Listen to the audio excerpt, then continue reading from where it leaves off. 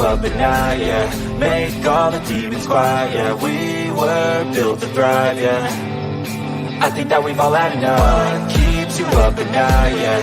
Make all the demons quiet, yeah. We were built to thrive, yeah.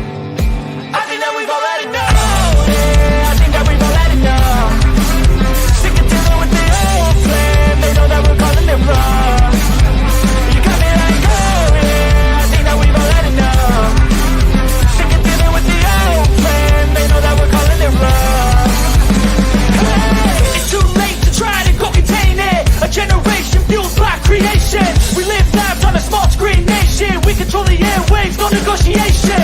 I refuse to think we need saving. Something good will come from creation. And when we think that the world is too anxious, we'll adapt, evolve, survive, and save it. What keeps you up at night, yeah. Make all the demons quiet, yeah. We were built to thrive, yeah. I think that we've all had enough. What keeps you up at night, yeah.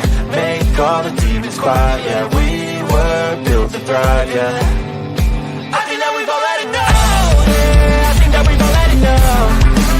Sick of dealing with the old plan. They know that we're calling it wrong. You got me like, oh yeah. I think that we've all had enough. Sick of dealing with the old plan. They know that we're calling it wrong. Hey, oh yeah. I think that we've all had enough.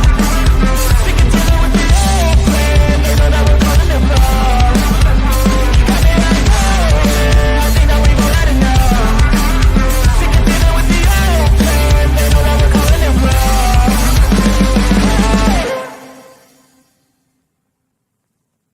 Nobody is coming to save you. Get up. Be your own hero.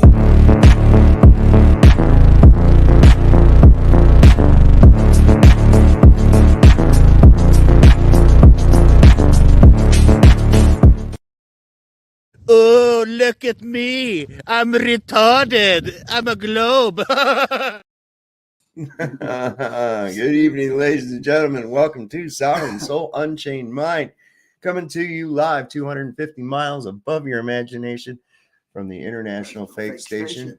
We got my friend Something Wong back here. You got to watch him. See that little perverted look on his face? He tried to grab my ass earlier. I'm not talking to him. That's why he's got that look. He's a little pervert. I got a couple of people backstage here already ready to come up. I'll bring them up here in just a minute. Let's take a look and see who we've got all in our chat here so far tonight. We've got Saddlebum. Good to see you, my man. All right. Chicago Cubby Bear D-Lights here. Just in case. That's a good name. I like that. Just in case. Right? Yeah, it's clever. I see what you did there, Justin. Just in case you didn't know. That's right. Twilight Nights with us here tonight. Jehovah's lovely daughter, Barbara.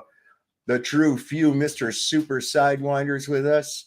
Let's see here. Post anything. That's another Chicago Cubby Bear there. David Young, Barry Ross. Good job on the debate, brother. Thank you so much. That was an interesting exchange. Wow. And every time McToon talked, he had to misrepresent everything that I said. Right off, he had to misrepresent everything that was said.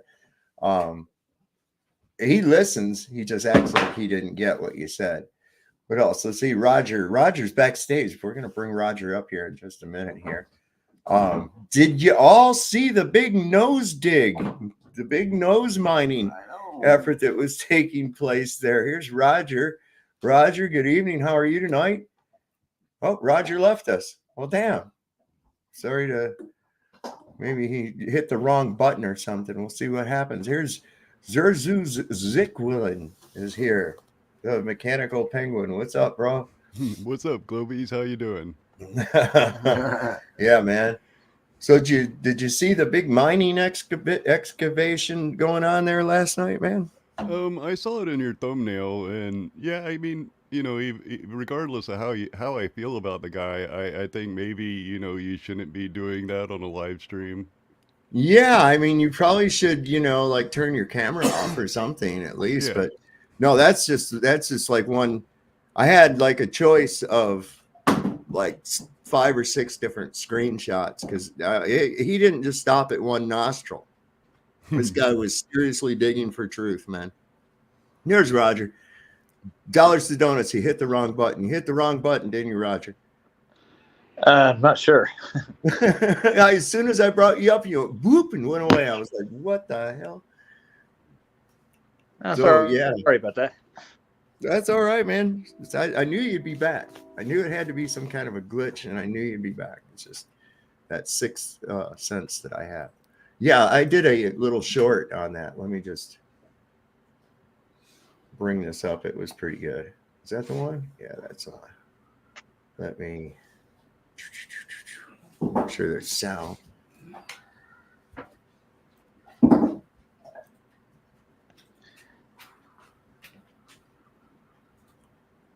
Oh my God, I've heard about digging deep for answers.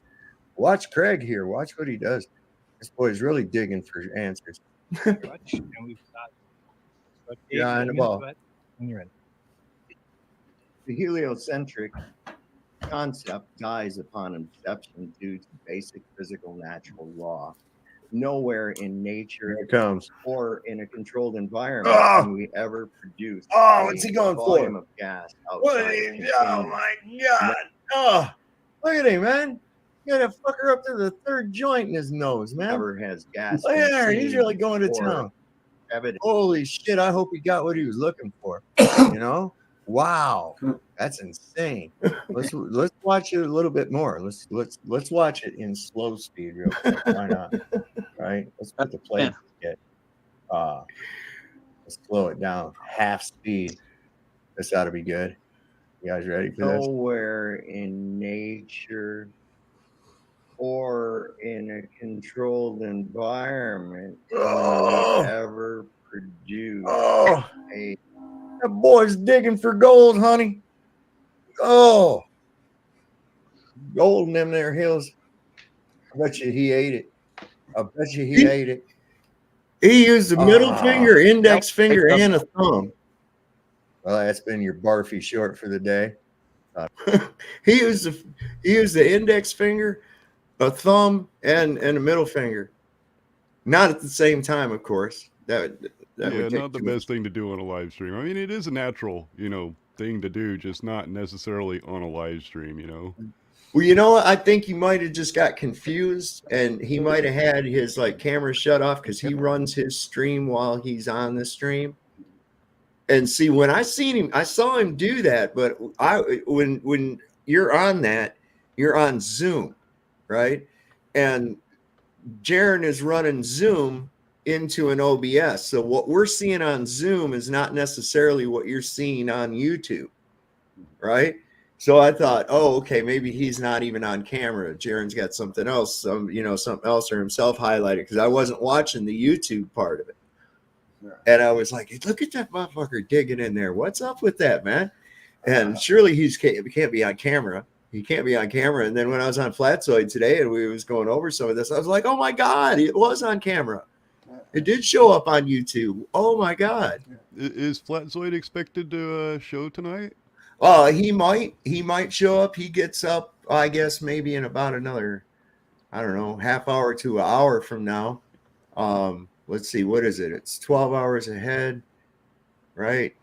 So it's 3:44 in the morning there. I think he says he gets up about 4, so he might be up in the next 15 minutes. He says he always looks to see if my stream's on, and he asked today if it was going to be on, so he's liable to pop in, yeah. Well, the reason why I asked that is I had a question. I only really watched about 20 minutes of that debate. Mm-hmm.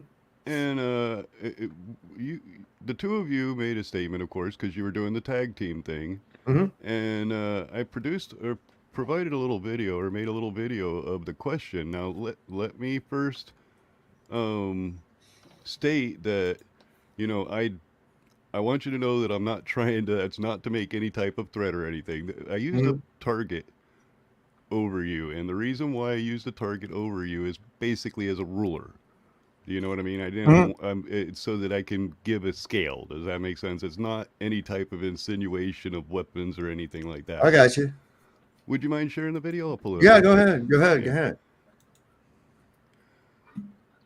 And I really only have 3 questions total on the debate. And I figure I wanted to get to this, early on so I'm not derailing everything.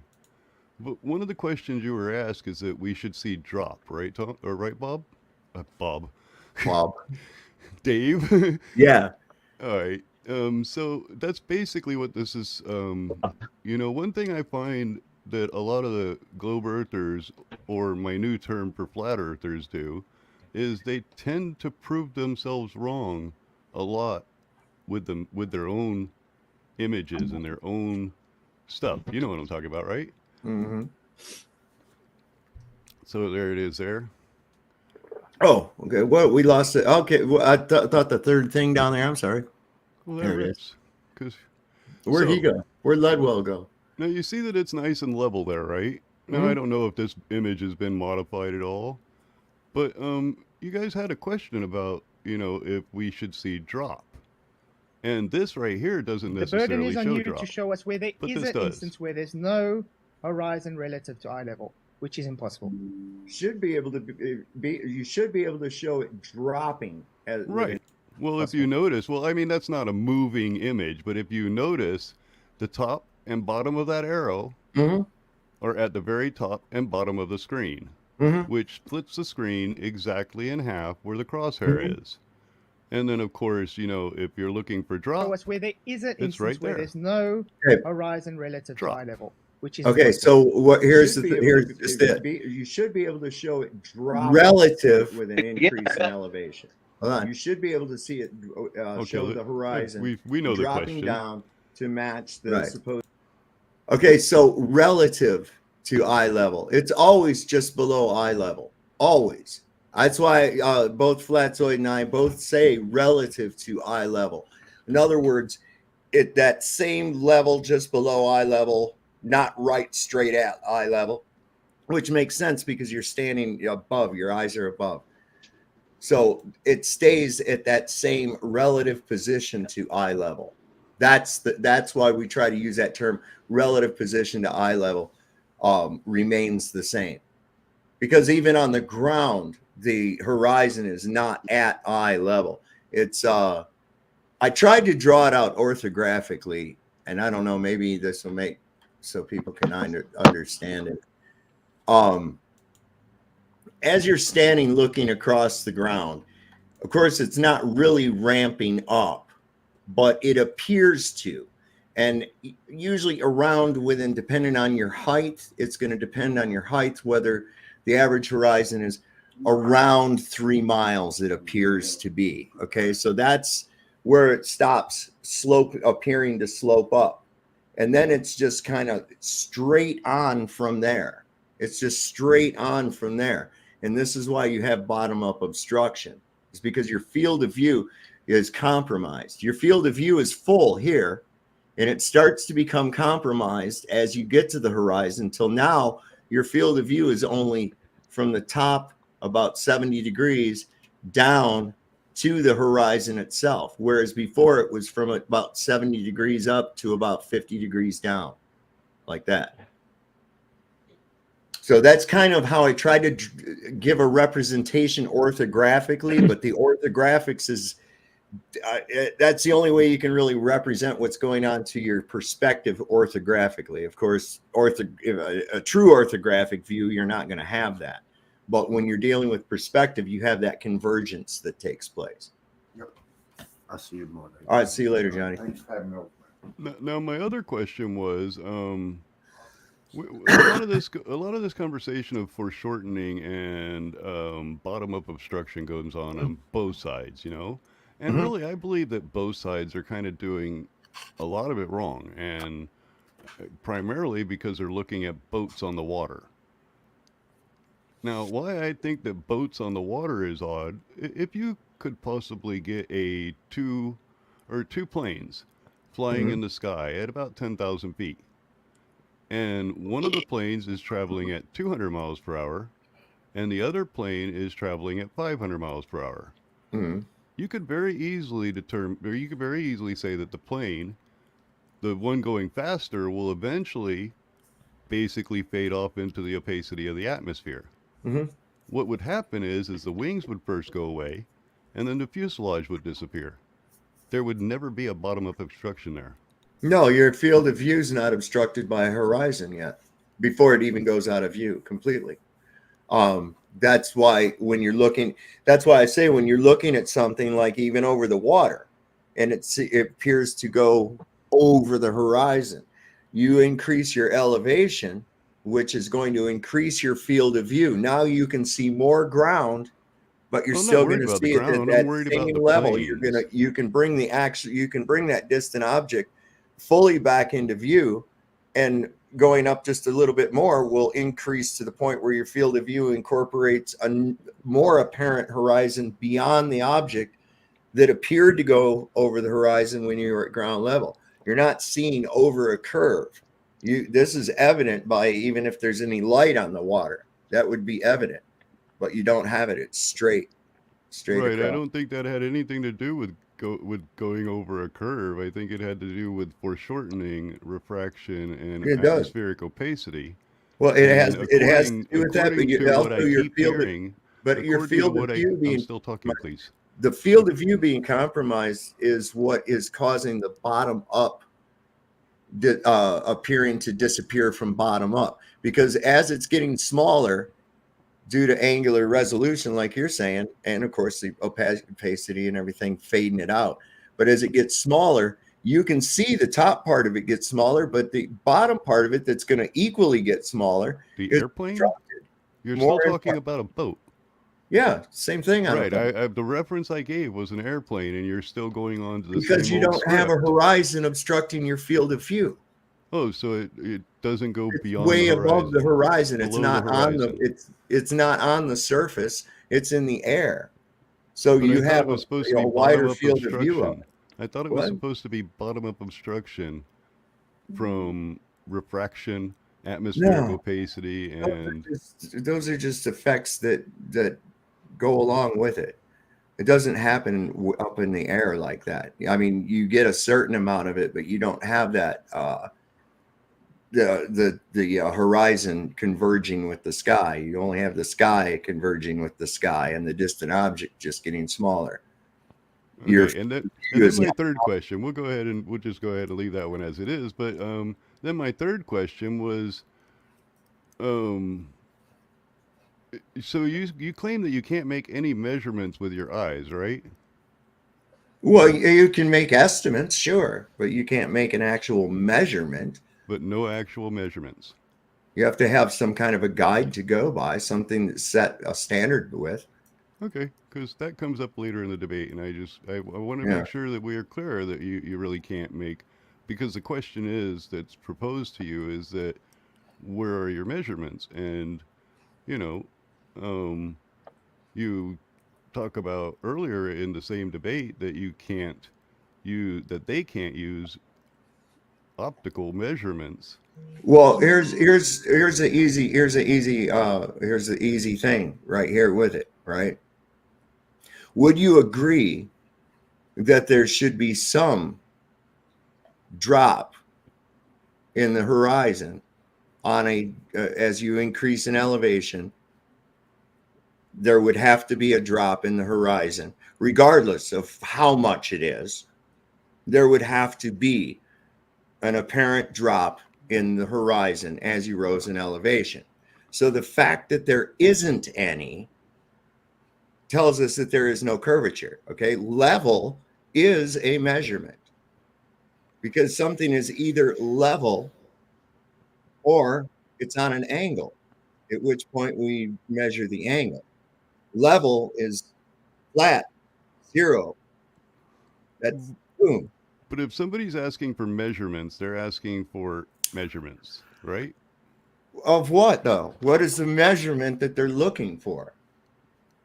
A numerical value. Okay, zero is level a measurement? Hold on, is level a measurement? I don't believe I'm talking about level, but level would be. It's a measurement. Yeah, I guess you could call it a measurement. Okay, there's your measurement. Boom.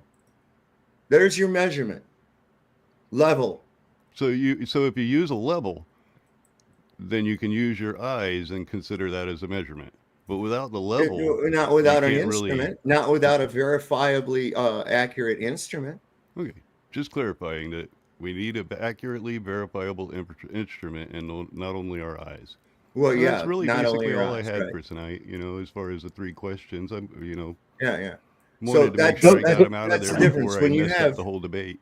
If I'm taking you're not even very accurate. Look, I've been close to the mark, measuring like a big tall tree, right? Using 45 degree, and you're eyeballing a 45-degree angle, right? And I'm like, okay, it's going to be about right here, but it's never exactly right on. It's never exactly right on. It's not as though I took and used a standardized rule and physically measured it. I estimated that using an observed angle and calculating the measurement. It's not, whereas if I use an actual physically verified rule, that's a physical measurement. So that's the difference between a calculation and a measurement, especially when it's a calculation dealing with from an observation. These observations, as they're further and further things away, are less and less accurate as far as calculations turn out to if they were accurately measured using a standardized basis of measurement. You know what I'm saying? Like a standardized rule of some kind. Like, for instance, we can physically measure statute miles. We have to calculate nautical miles.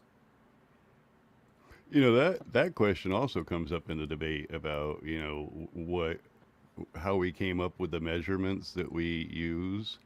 And yeah, I would have to argue that somebody said, well, either this is an inch or that is an inch. Right. And everybody decided that that is an inch. Yeah.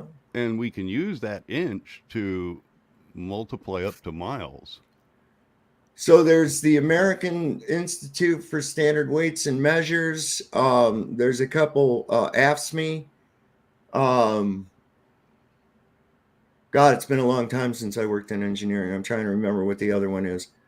But these are standardized, and these are considered these are the verifying agencies or whatever that decide what are actual measurements, how big they are. They have actual samples of all of these different weights and measures. In fact, for a short time when my wife was working with the state, she worked at the some Bureau of Weights and Measures for the state of Virginia, for the Commonwealth. And I think they were in charge of something to do with gasoline sales or some shit like that. But anyways, it was standards of weights and measures. They went around and made sure that gas pump meters were actually accurate and shit. So, hey guys, yeah. Can I say something right quick? Yeah, go for it, Roger. The robot. Hold on, you gotta get the robot fixed. You're breaking up on us, Roger. Can you hear me? There you go. Now we can. I'll drop in. Okay. Yeah, the radar on the F-16 fighter, they're accurate so far. You can measure it distance to distance from plane to plane. Those radars go well beyond curvature, I'm pretty sure. If you wanted to...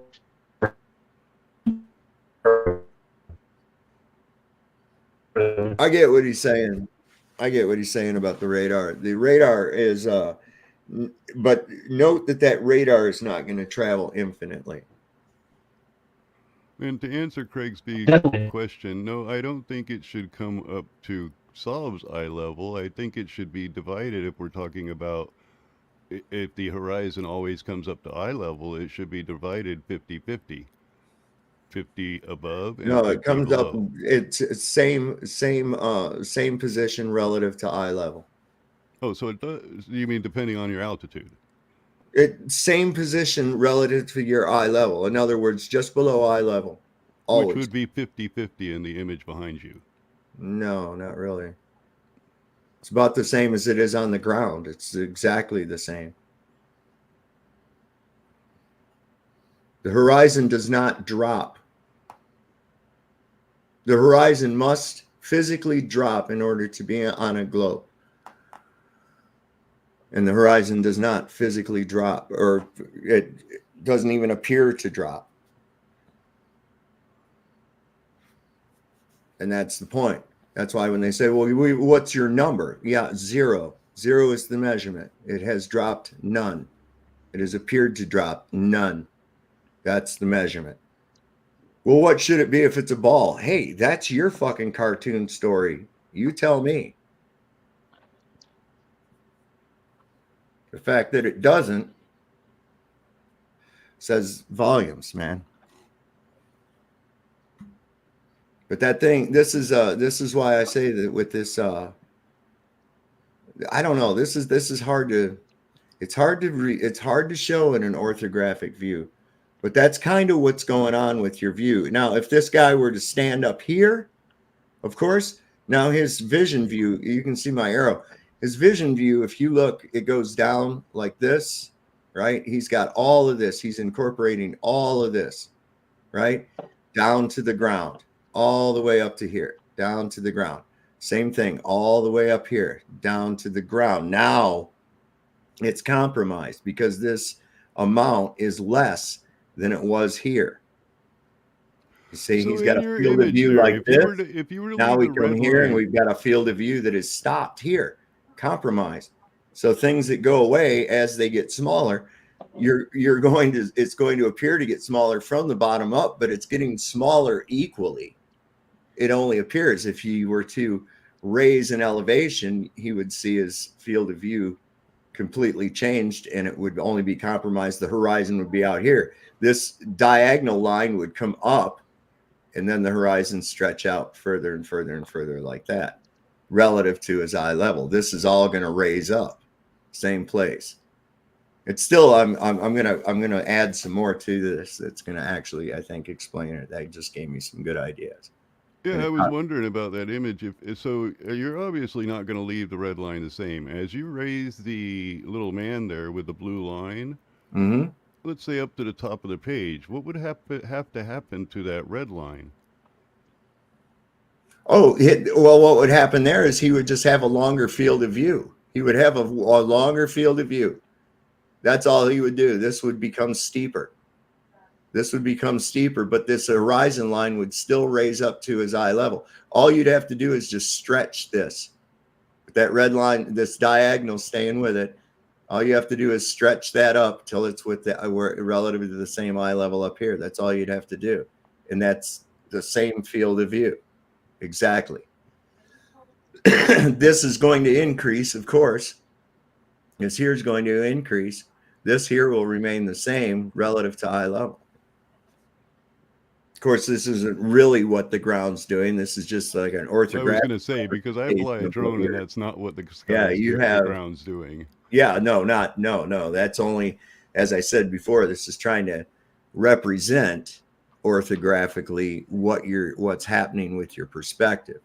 It's kind of like, let me see, what did I do with that thing? Is that in here? Yeah, this.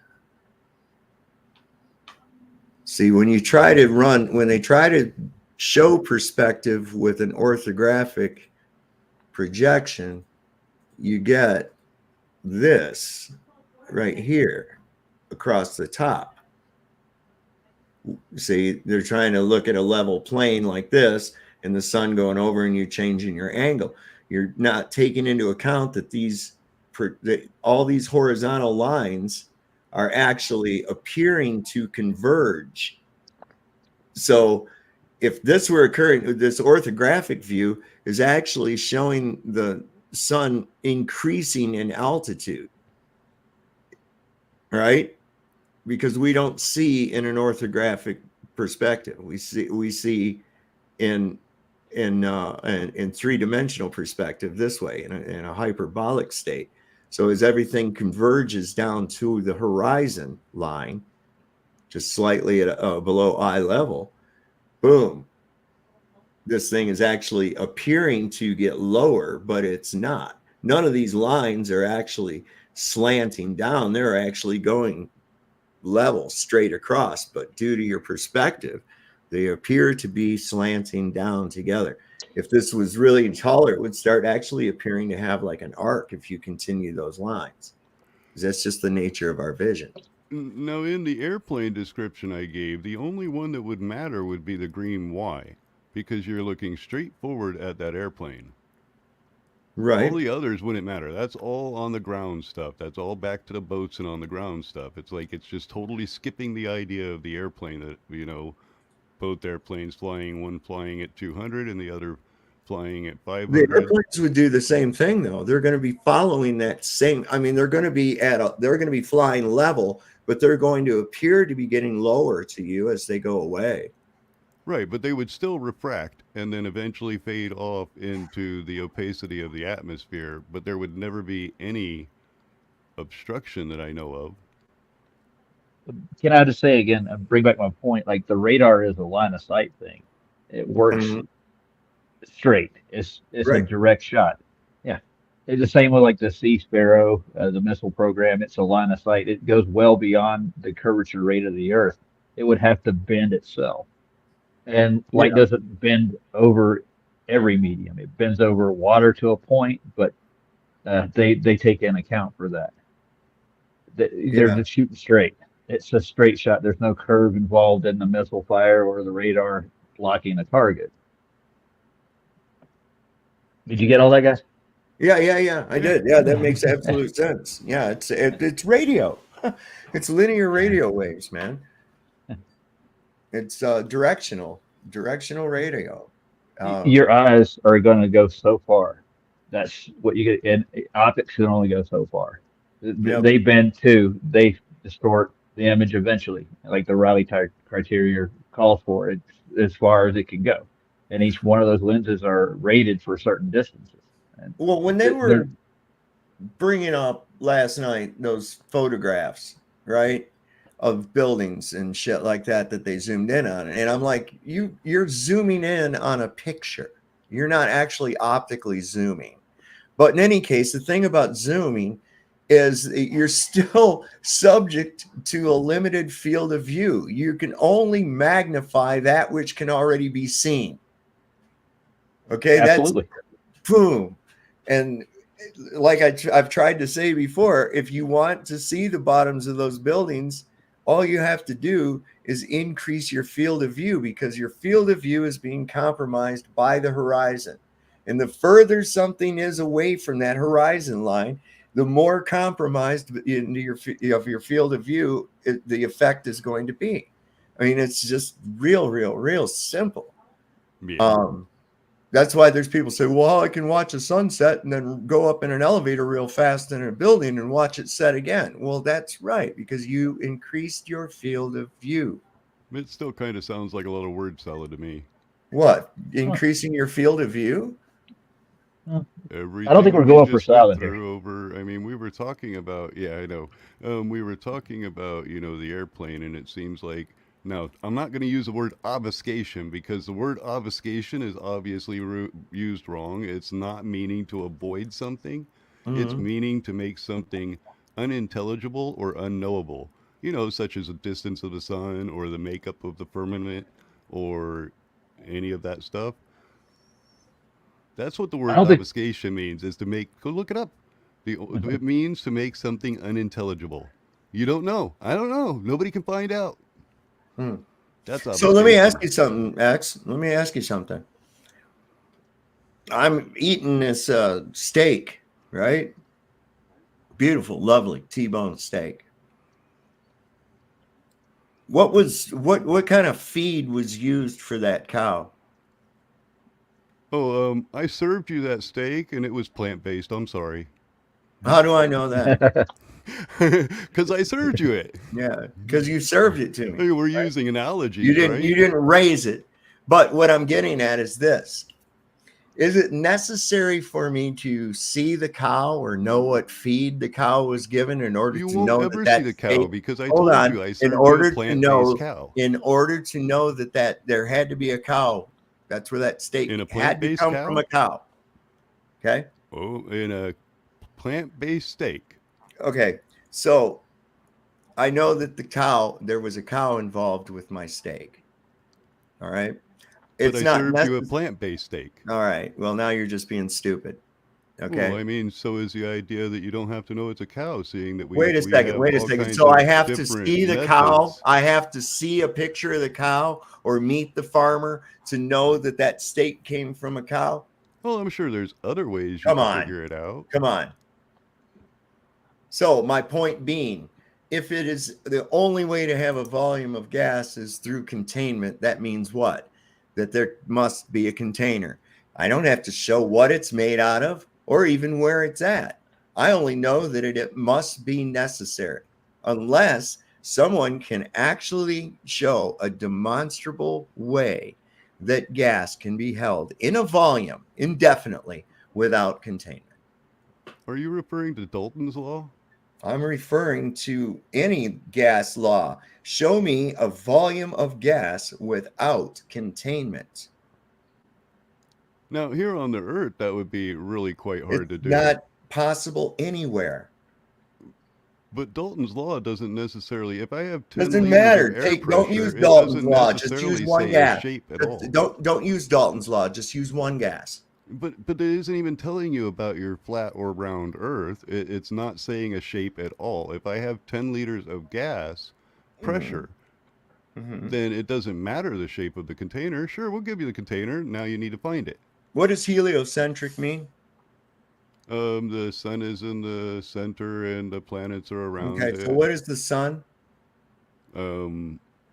It's a big bright thing in the sky. Right, and they say it's comprised of?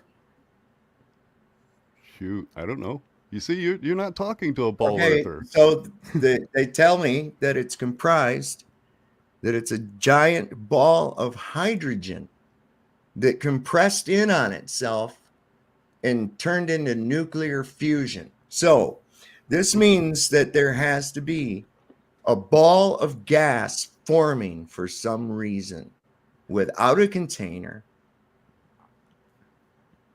Now, that's interesting because that's an idea of an explanation of something that we see in the sky, a big bright object. And it makes some sort of, it's not an obfuscation because it makes some sort of explanation to how that might take place. Now, Wait a what I would second. like Don't to you know, realize without that any obfuscation, is what makes the flat Earth sun exist? What is it made of? How does it work? And how high is it? How big around is it? All of these things then are you obfuscated with the flat Earth. Then you concede that the giant ball of burning hydrogen in space is an impossibility. I didn't It's say not that. scientific at all. I'm not arguing. Well, why? Why? You What? are. Then I'm why not are you looking arguing a for? globe.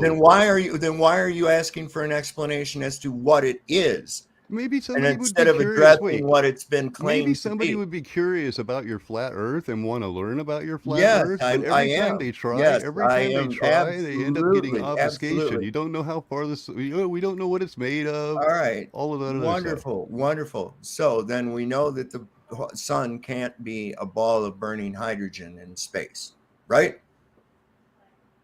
I'm not agreeing with that. Well, I mean that would be an impossibility. Unless you can show me that it's not.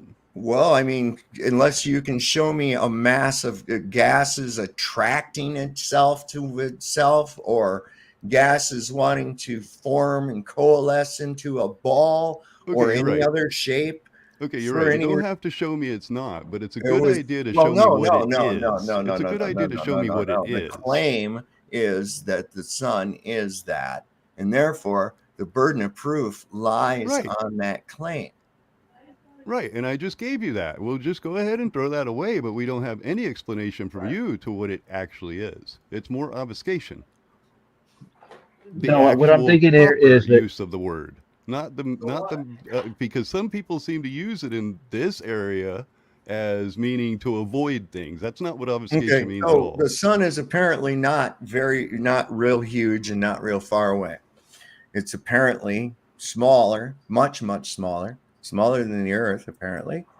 And what is it comprised of? I don't fucking know.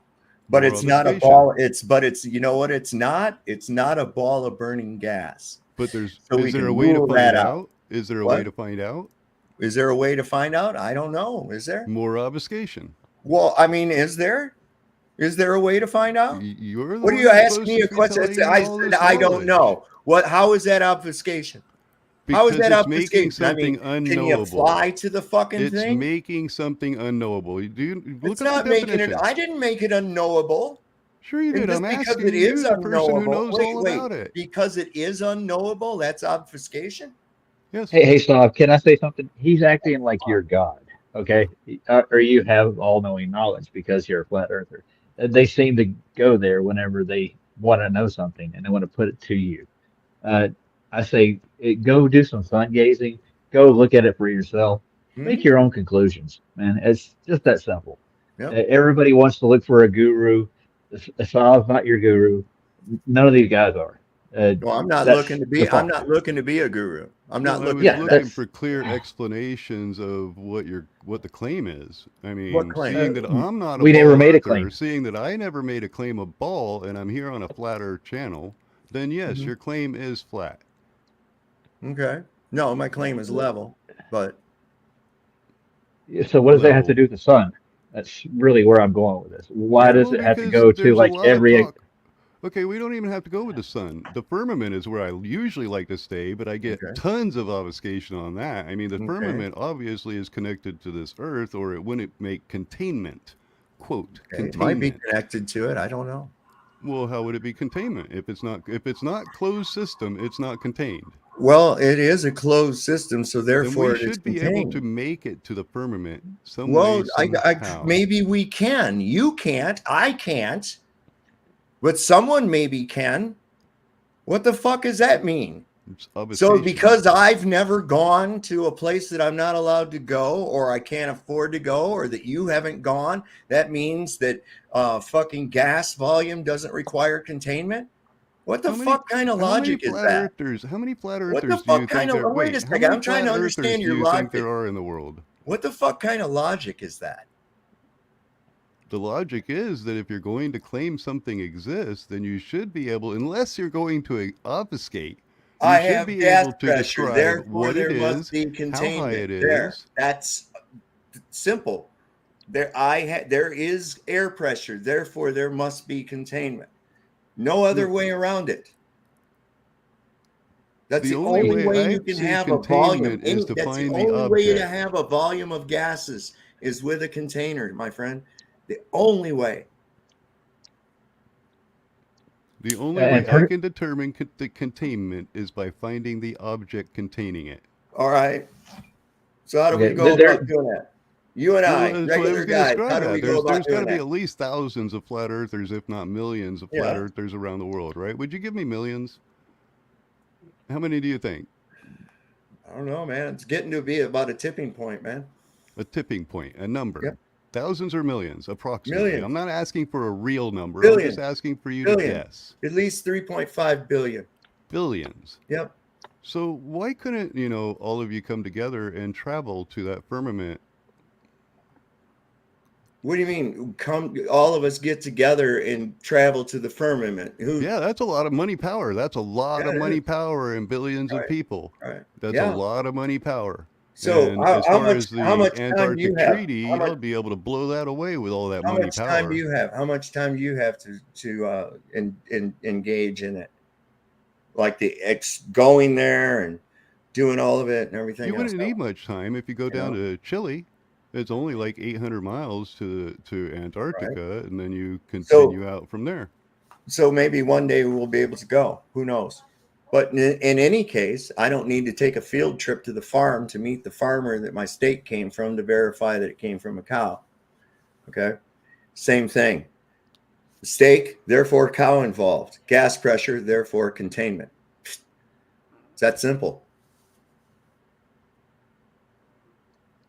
Apparently, you've never heard of Beyond Meat. Yeah. And without your science fiction horse shit, you get science fiction. Beyond Meat is a reality. It's not a science fiction. I understand that. It's a reality. Gross. That right there is an obfuscation.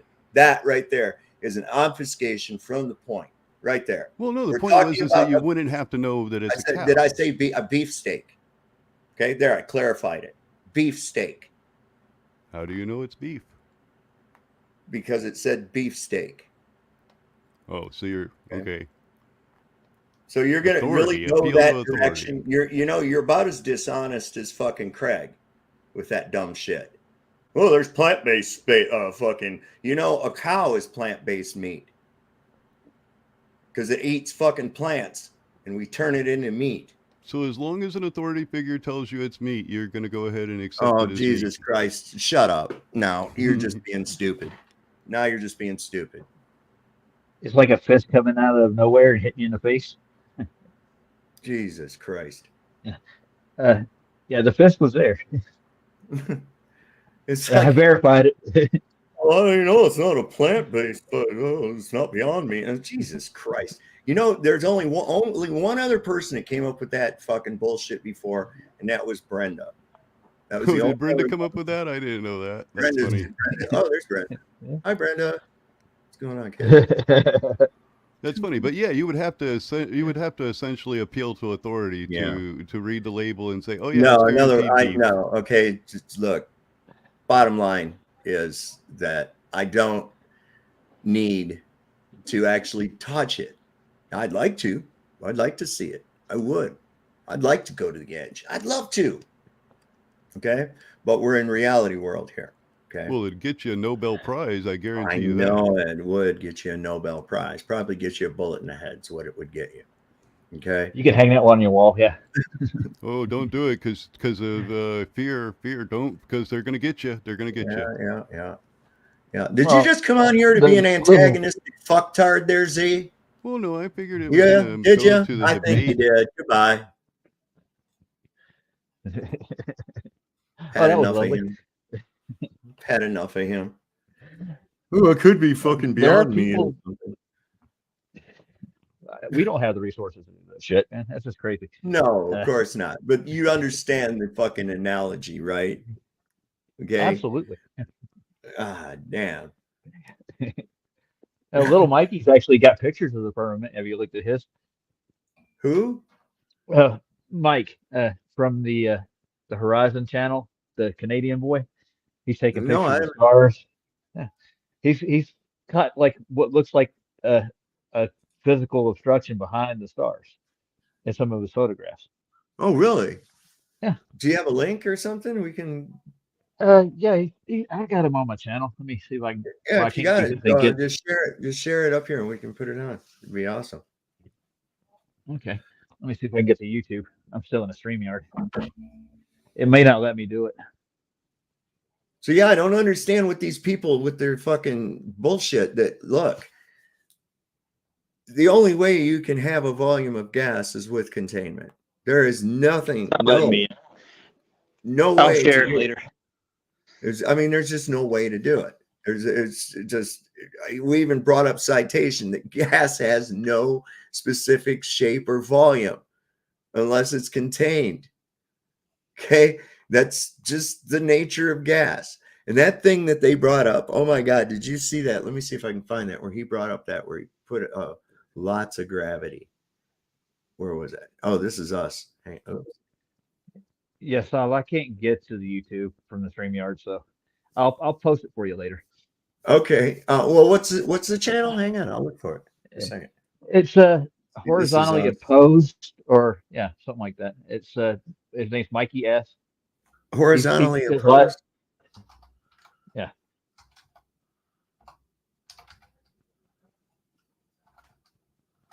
Oh, 2 L's. I'm sure that's the name of it. He likes to take Siri. He takes a lot of pictures of that one. Bald-headed guy, Mikey Smith. Yeah, that's him. All right. Let's see. Do you know the name of the video? No. Go back like 3 or 4 of his videos. You'll see like he's got pictures of the stars, and a couple of them have a black background. You'll see like a reflection off of what he thinks is the firmament. I'm trying to remember the name of the video. Let me just share my screen, then you can probably tell me which one. Then you can just show me which one it is. I will. Let's see. So this is one, Stars and Moon. Is that the one? Try this. No, not that one. Go back up. No, he's put out more since then. Those are like shorts. Go down further. Go back a little bit. Try this one right there. see if that. The firmament, possibly this one. Yeah, that one.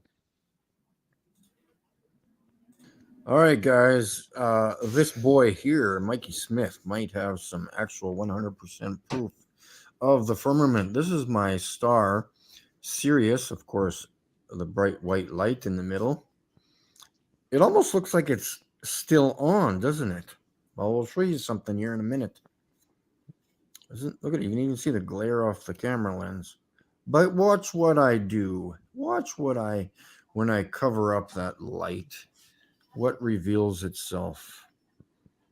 You see that all behind in that star? What reveals behind the star? Oh, no shit. Yeah, he did a good job, I think. He's using binoculars. I don't know, man. You tell me. I'll just switch hands here so we can get a better look over here when we cover up the bright light. It almost shows something, revealing something there, isn't there? I wish the paper wasn't reflecting off the phone there, but and you see he does his stuff live. There, you can't see something there.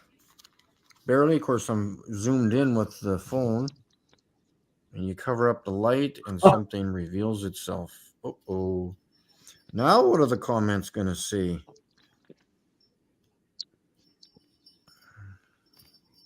Oh, that's pretty crazy, man.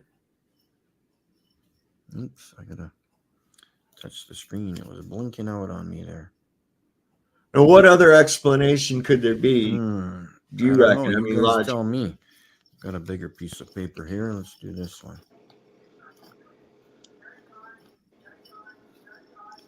I don't know. There's some kind of a surface there, boys and girls. And if you tell me that there isn't a surface there. What's that? He's kind of you can kind of see the surface, can't you? Yeah, there's a couple of times. That's some crazy stuff, man. Let's see. What do the comments on this say? I see you still haven't figured out. He gets a lot of trolls. This kind of spot is this you're running? Out of focus image of a star.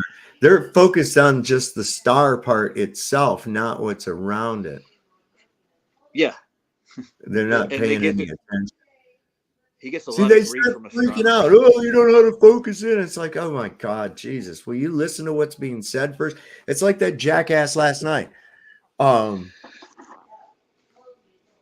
know, that jackass, what was he saying last night? Where he'd try to say, oh, and Dave said that that changing that temperature created a gradient. And I said, no, I never said that. I said, as we see, we get lower pressures as we decrease the temperature. So as we have different temperatures, as we rise in elevation, so do we have different pressures of the gases as we go up. And he totally tried to misrepresent what I said, not paying attention, or at least paying attention and try to misrepresent what I say. I mean, what a creep. I've about had it with these fucking snarky ass goddamn people. I'm done with them, man. Like McToon and Craig are really bad at this stuff, man. They like to throw crap at you when they. Oh my God. And how can they, I don't even know, man, where these guys. Did you watch Flatsoid's shorts he did on it? He just pointed out the volume in their equations over and over again. Dude, if you watch during that, when he brought that up, let me see if I got this on here. When he was bringing that up, and if you watch my face, I don't know, I'm going to try to zoom up to that part. Oh God, this was great too. Where he added lots of gravity. This was beautiful.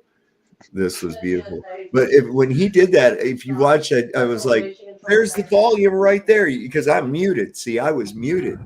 But I was like, there it is right there. There's a big fucking V right there in your thing. Oh. And then he tries to be all condescending. No, they don't understand. Maybe he thought this delta was that. And I was like, oh my God, man.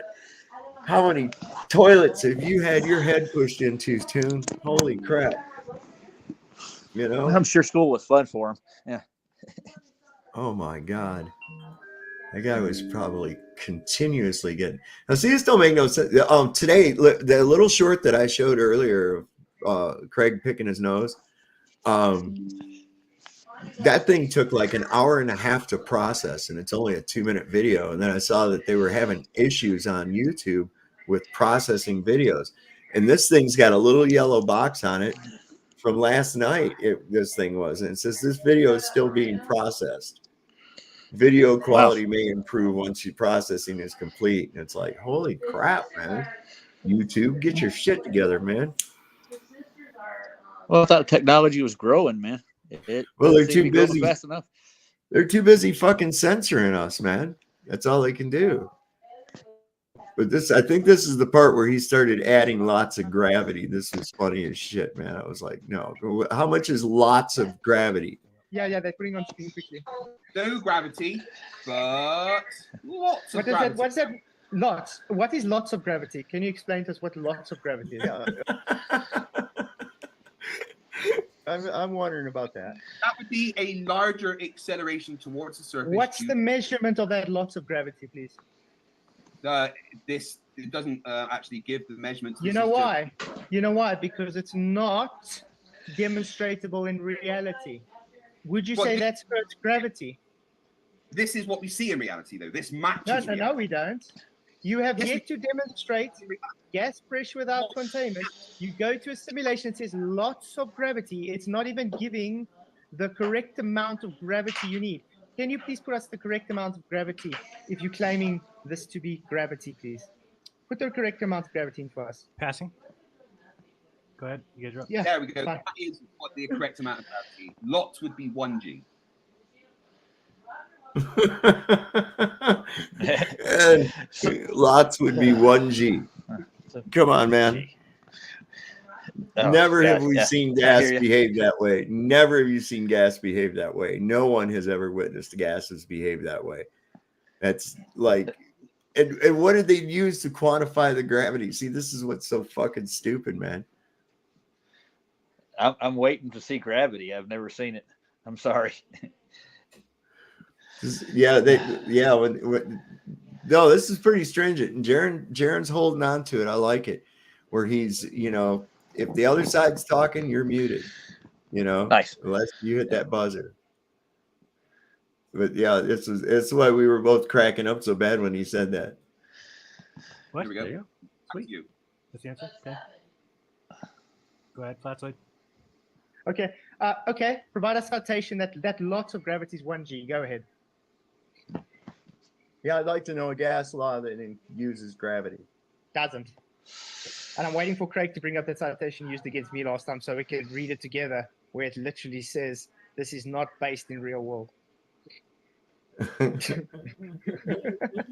Passing. So yeah, go ahead. Well, outside of a cartoon, though, can you actually demonstrate? I mean, we know what happens to gases with temperature, but can you actually demonstrate air having a downward acceleration due to gravity? And note, they still haven't actually answered us. Without containment, you're moving to pressure gradient again, which is a byproduct of containment. So actual demonstration for us would be great, thanks. Without using lots of gravity that doesn't exist. That was beautiful. They never answered that question ever. No, and like he said, they always go right to that gradient, which is a byproduct of pressure. That's why the word pressure as an adjective to describe what kind of a gradient it is comes, you see. Oh my word, these guys. Look at Toon, he's about pissed off. Oh, yeah. Okay. All right, so Flatso, you keep saying that this is some sort of a law of nature of a containment. So could you give a citation where it's a law of nature? Entropy. Passing. Okay. Go ahead, Flatside. Entropy, second law of thermodynamics. That's a law of nature, is it not? And Avogadro's law, Gay-Lussac's law, Boyle's law, Dalton's law, every gas law in existence means volume. A volume means containment. So yeah, in nature, every single demonstration observation, we require containment. You have yet to provide us a demonstration of reality or anything other than trying. Let's move to You went for pressure the nose. gradients with lots of gravity that doesn't exist. With lots of gravity that doesn't exist. I love how he keeps saying that. I love this. Well, let me show you this real quick. Entropy, the ultimate hear me? thermodynamics game. You can't win. You can't lose. You can't break even. You can't even quit the game. So I love that. I love that. Oh, look at someone's messaging me on Facebook. How nice. Again, the citation. Hey, Sock, can you hear me now? Gases Yeah, do yeah. not have a distinct shape or volume until they are contained Okay. in a container. What'd you have?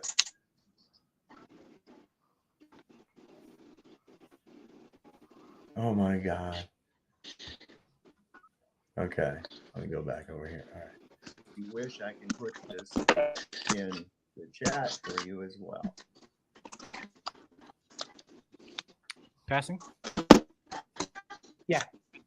Okay, go ahead. FTFE. It is very, very simple. The atmosphere has a gradient. We are talking about the atmosphere, not just gas in general.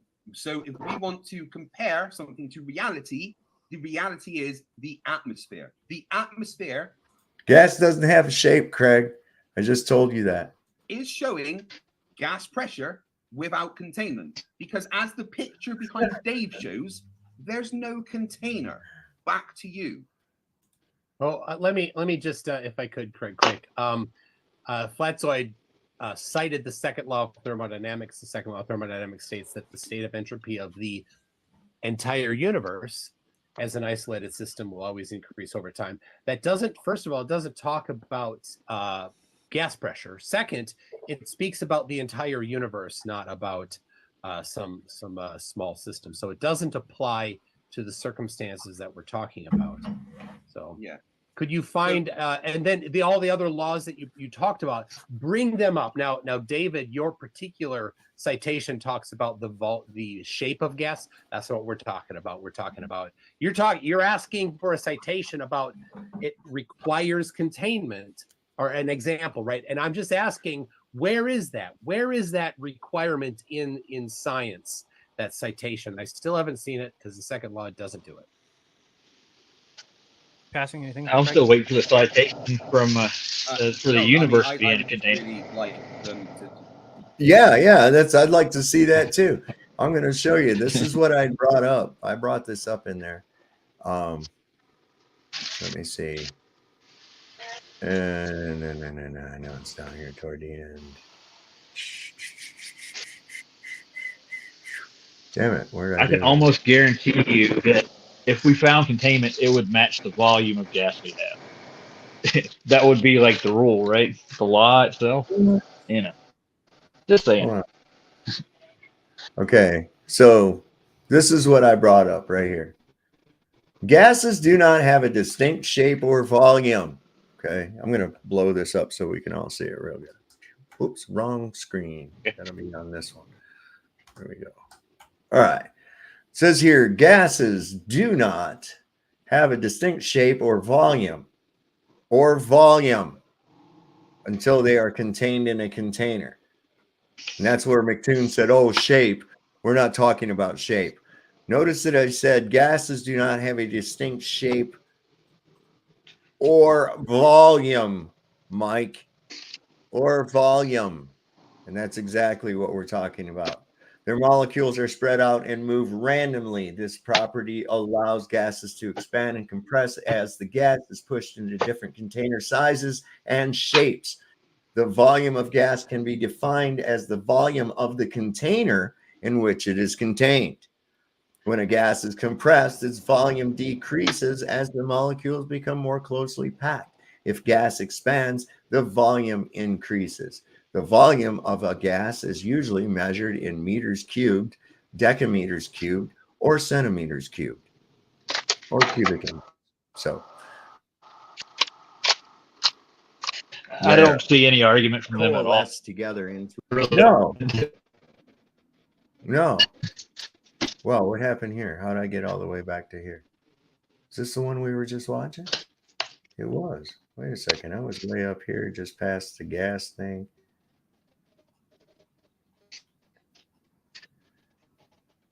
Hang on. It seems like just a bunch of cheap shots with barometric pressure. That's the only thing they had. Yeah, they have no solid evidence for. No, they did nothing, and they never did give a demonstration. I think Craig pulled up a picture of the Earth from space. I think the 1972 blue marble picture or something, and then wanted to argue about the legitimacy of it and shit. And I'm like, well, okay. That's as bad as when he said we had a picture of gravity in my lawyers too, I'm sure. I'm like, oh my god. This guy's Well, they got to keep the space program going, man. They got money tied up in it. Like JFK actually did that despite a lot of people. Look back at like Joseph Kennedy. What did he do with all his time? Invested in his son on Harvard to become president. And put them You're roboting really bad, Roger. Your signal's really bad. Yeah, I'm in a bad spot. My signal comes and goes. You can't hear me at all now? No, I can hear you. Yeah. So? Whatever. Yeah, Okay. You're good now. All right. Wherever you was at before, don't go back there. Apartment. And then all the other laws that you talked about, bring them up. Now, David, your particular citation talks about the shape of gas. That's what we're talking about. Talks about the shape and volume. It says shape and volume, so it didn't have to use two sentences. Because then that way, I guess he had to drop back. He's going to try to come back in, I think. But I mean, what, you're going to have the guy make two sentences that, one regarding shape and one regarding volume when they can both be used in the same sentence. Gas has no particular shape or volume. You're asking for a citation about it requires containment or an example, right? And I'm just asking, where is that? Where is that requirement in science, that citation? I still haven't seen it because the second law doesn't. What did I do with my passing anything, Craig? No, I mean, I would just really like them to answer the questions that were asked about, how it is. Reality is that there is a pressure gradient without a container. That is what happens in reality. If they're claiming there is a container, simple thing to ask is, can you show us the container? Because the picture behind Dave shows gas pressure. There's no container there, but there's no container there, obviously. Exactly, gas pressure without a container. Picture behind Dave is literally showing that. So, if we're talking about the atmosphere, that is what we're going to refer to. That is our example, and it matches the simulation with gravity turned up all the way. Back to you guys. Go ahead.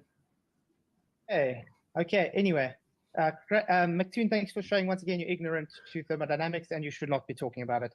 This is Libertex chemistry, entropy, and the second law of thermodynamics. Let's go down a bit. What's it talking about? Gas in containment, temperature of a gas surrounds are equal in a container.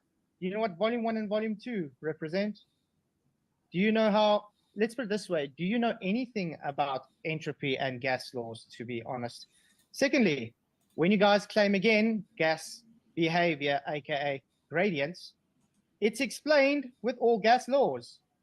Also, I can move on to another screen where Craig was also shown to be ignorant when he says the atmosphere is not the same. Is it showing the screen?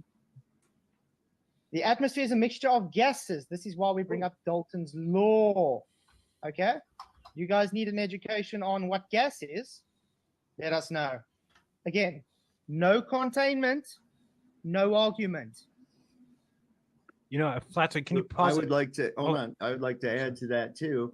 Again, misrepresenting what I said. If we need to look at it again, which I'm sure we don't, most of the other people that read it are smart enough to realize that it said gases do not have a distinct shape or volume until they are contained in a container or volume. You understand? Look at him. Look at the look on his face, man. Look at the look on that motherfucker's face, man.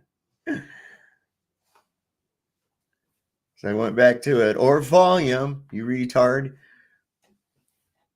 God, I hate that when he does that shit, but that's all he can do is misrepresent. He's intellectually dishonest. Look at this goofball. Christ almighty. I should be wearing my Craig Poophead hat right now. That was also there. There's this conjunction called or that was used, and you negated to point that out. Okay. And I do. Secondly, if Atmos is a combination of gases, reproduce that combination of gases in a volume without a container. Yeah, and notice that they said, oh, behind you, we can't see the container. Okay, I don't see a cow when I eat my steak.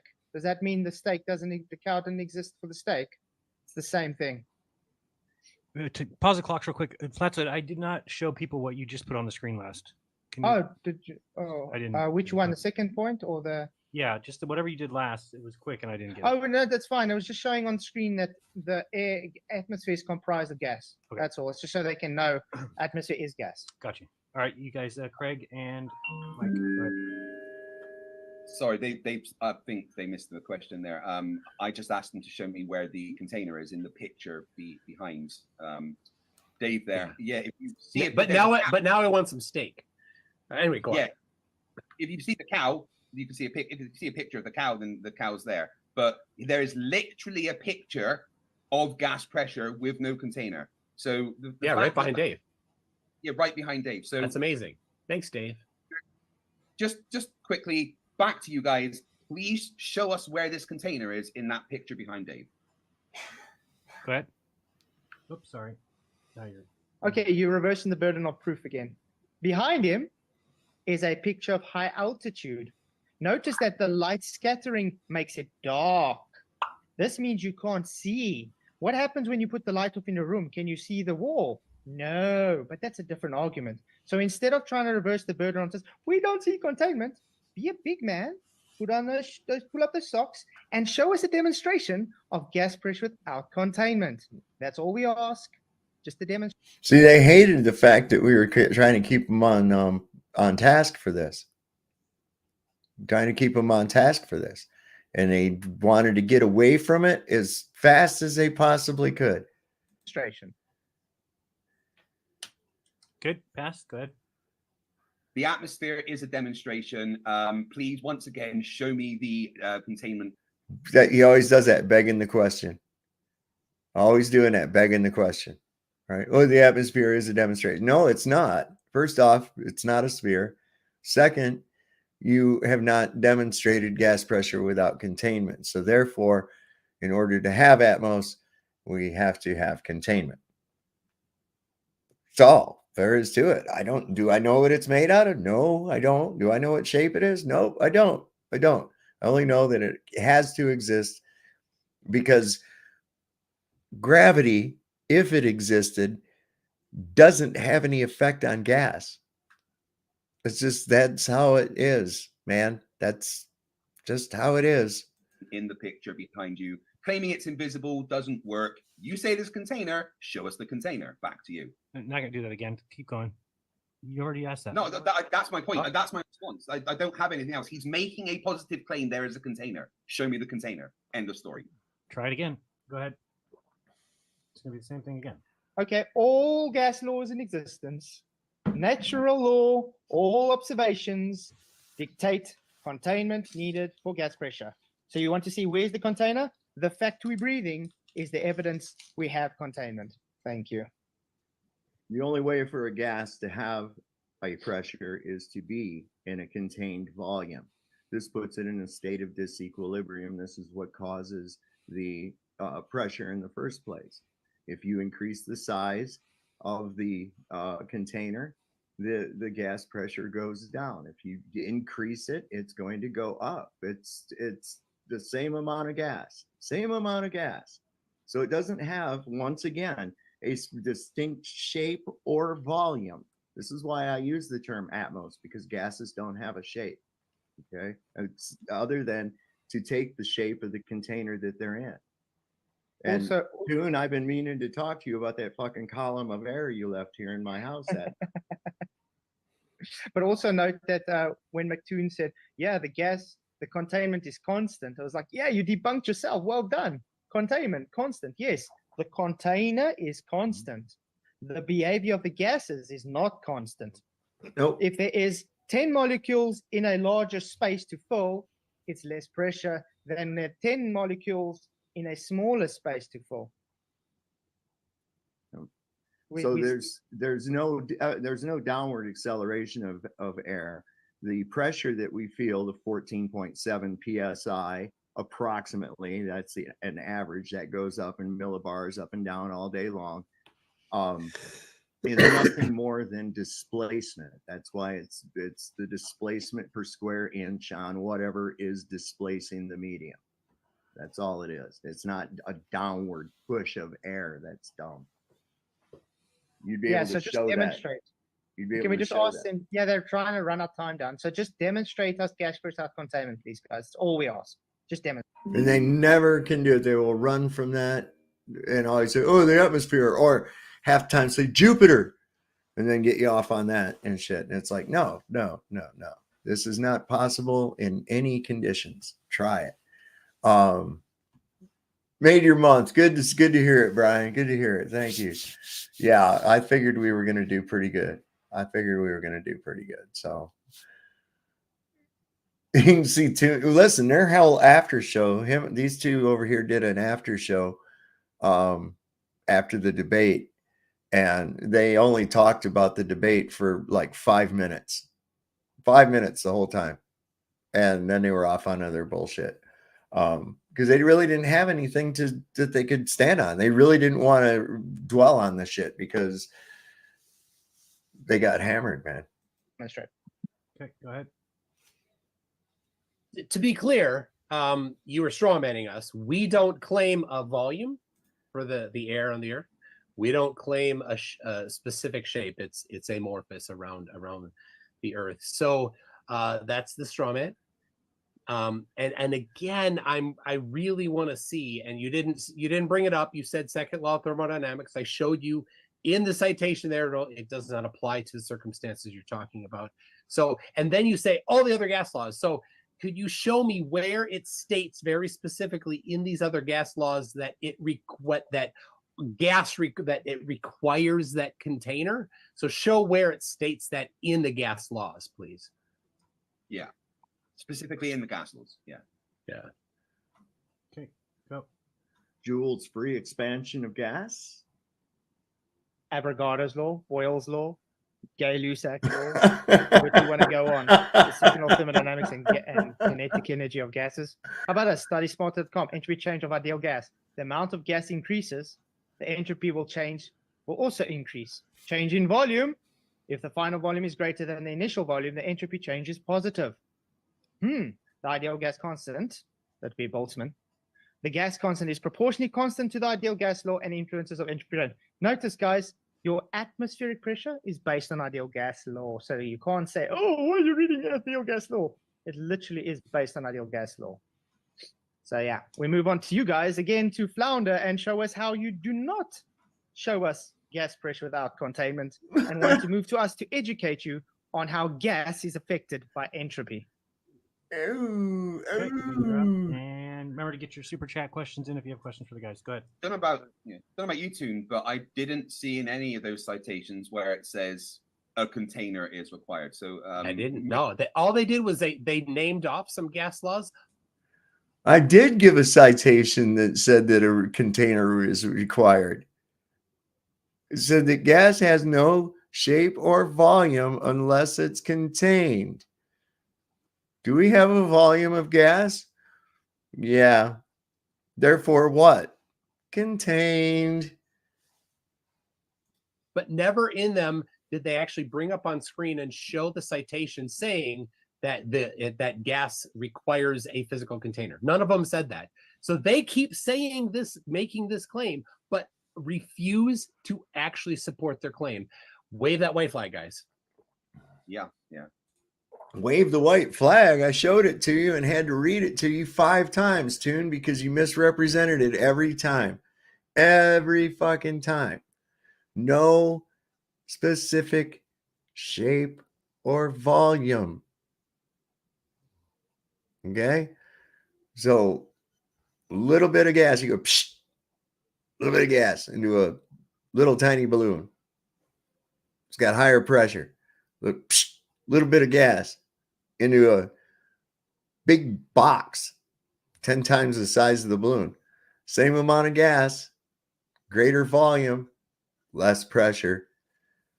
I mean, what the fuck? Passing? Yeah. Okay, go ahead. You guys are up. In closed containers, answer. Gases diffuse, meaning they move from the area of high concentration to the area of low concentration. When gas jar is not sealed, the gas inside will diffuse into the atmosphere. To keep the gas from escaping, the container must be thoroughly sealed. Brainly in. And once again, in order to have a volume of gas, Mike, just like we said before, it must be contained. Otherwise, due to Joule's-free expansion of gas molecules, it will disperse and there will be no pressure. Yeah. Just the definition of volume alone debunks them. Again, another one from bias.com.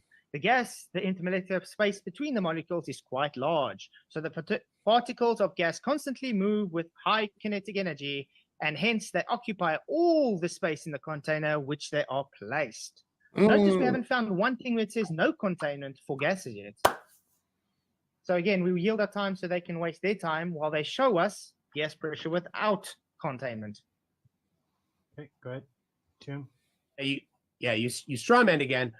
We don't claim a specific volume. So could you show these things where, since we don't claim a specific volume, every time you talk about that, you're not talking about our claims. You're talking about something. We just got done saying it doesn't have a specific volume.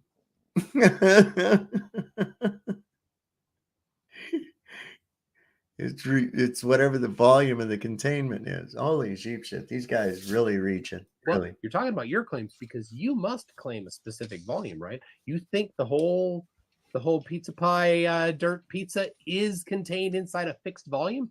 Show the application of those volumes. Go ahead. Yeah, but first, before we go back to them, I do want to just, so they don't accuse us of just running away and not answering their question. They want to see gas pressure without containment. Then shit. I'm going to show them a picture of that right now, but they're instantly just going to claim that it's fake. All right, are we all ready? It's already up. It's already on my channel, but here it is for all you guys on Jeremy. There is a picture of gas pressure without containment. Can you just confirm a picture of gas pressure without containment? And can you also confirm that there would be gas pressure there? What are you showing? There's gas pressure. I've been there. Yeah. Somebody's sharing their screen. Just so you know. Flats is sharing his screen. So it's sharing his screen whilst we're talking.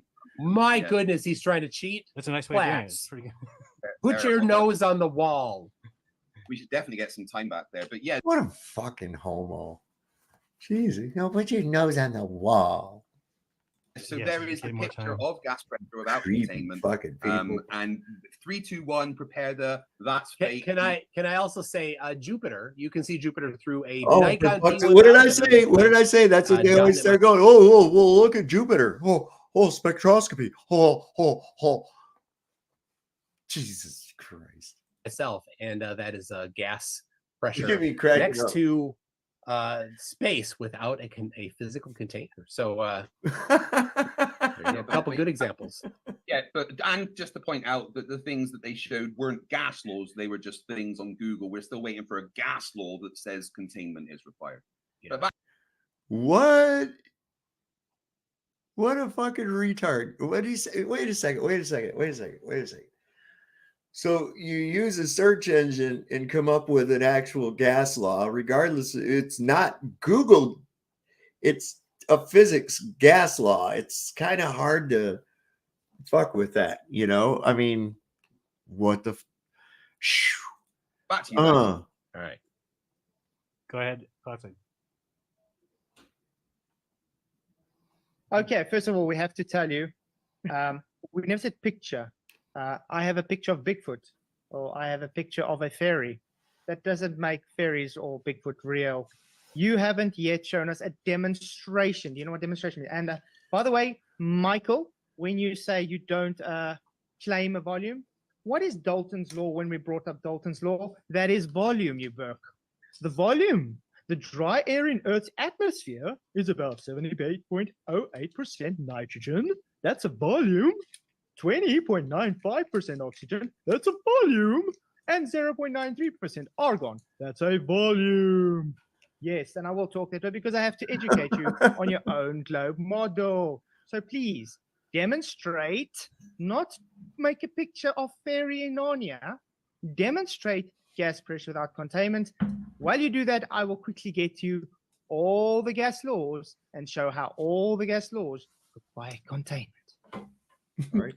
So as you still didn't pay attention to what I'd said before, any volume of gas requires containment. Otherwise, it won't be in a volume. That's just the nature. That's how gases work, man. You didn't listen. I said that now 4 fucking times. Passing? Yeah. Okay. This one out. Well, they get Hey, Sal. Tune, you got Yeah, I 2 see you buzzers back. left, and Saab, you have 1. Everybody else 0. Get your mic fixed. You get that worked out. I think so. How's it All sound? right, cool. Yeah, it sounds a lot better now. Yeah. I You changed guys my think headphones. Craig ate that? You think Craig ate that booger? He rolled it up and laid it on the desk for later. I think he did. It's not a bottom of there. Yeah, he might. Ugh. I had to burn sage after this, man. Yeah, Flatzoid. I thought Craig, McCoon was the booger eater. Flatzoid thinks that a percentage is a measurement of volume. Let's. Well, other people's boogers or his own? I don't know. It may be a connoisseur. He could probably go around and sample. Yeah. Have a booger smorgasbord of some kind. Mystery night at the Toon residence, right? Somebody said, who names herself McToon? I thought that too, but then you find out his name is Mike Toon. His middle name is probably a C. Charles, maybe. Michael Charles Toon. You are hereby I tell you, I want to play him at Tron. What now? I want to play a game of Tron with him. Oh, His God. logo. Yeah. I mean, it's like I said that too. I said, look at your room. Your background looks like a teenage boy's bedroom or something, doesn't it? Like little rocket ships and stuff. Like your mom comes in and cleans your room and shit. You know, All these sci-fi heads got those. All the rooms are like that. little toys and shit everywhere. Well, I wanted to talk. I got a lot of toys and shit like that too, but All my toys I have here, they're my grandkids. That's what they belong to. I just have I have curiosities. I wouldn't necessarily say toys. Now I do have a model train. I like to get that out from time to time, and you know, shit like that. But most of my stuff is really curiosity based. You know, I was gonna bring this up, but I didn't have to. I was gonna bring this thing out and, as a demonstration of gas pressure. I don't know if you've ever seen this before. No, I haven't. Pretty cool. All right, so what I have here is all right, hang on, let me get it back down to the other. All right, so you've got this liquid down here in the bottom.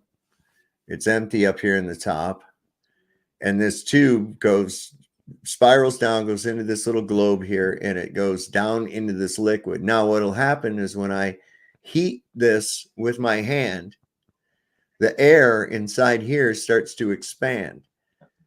And so this causes the liquid to yield because it's a fluid. And it actually, because of the expansion of the air in this globe, pushes the liquid up into this little globe up there. Watch. There it goes. There it goes, almost to the top. Almost. Yes, I've seen those before. Now, see, it's doing it much slower than the first time I did it because I heated this up here. So the air is a little warmer in there. So it's taking a little bit more force for it to push the liquid up in there. But there it is. It's all up into that top globe. And then, It has nothing to do with temperature, right? It did. It was everything to do with temperature. Everything to do with temperature. The expansion of the gas in this bottom globe, due to heating it, caused it to expand, and the liquid had to yield because it's pliable. The glass is not. So the liquid yielded, and the only place for it to go is up through that tube. Yeah, I have a water barometer myself, so yeah, I have curiosities like that too. I have boating balls. I stay in tune with it, you know. Oh yeah, look, I believe it's a healthy thing to do. Yeah. Gyroscopes, all kinds of crazy shit.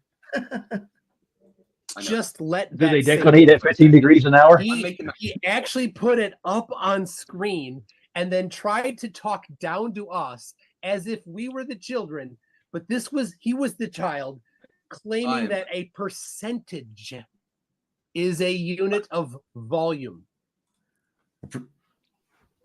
Percentage of a volume is a unit of volume. It's a percentage of a volume. What the fuck do you not get? If anyone watching on, just please clip that for me. That's amazing. That's amazing. Do it again, Flats. I want to get it on record again. Yeah. And it's also nice to see how they're asking us for a demonstration of this thing, but We've given it. Yeah. A picture of the demonstration. Now, what is a demonstration? How about they could define what a demonstration they would accept is? Because they won't take pictures. So whatever's behind David, they won't accept.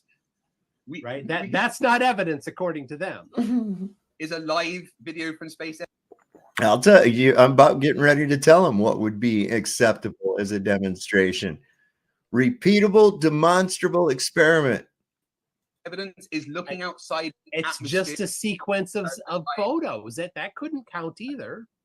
No. What do they want me to literally do something in my room right now, which would be that would only get received to them via a series of photos. So again, it's not acceptable according to their standard of evidence. So I don't know what their standard of evidence is. Maybe they need to define that so that we can be sure to match it. And of course, hold them to their own standard in the future. Yeah, and basically, if they're going to dismiss the picture that I put up, then I immediately also dismiss any videos or pictures that they put up. Yeah.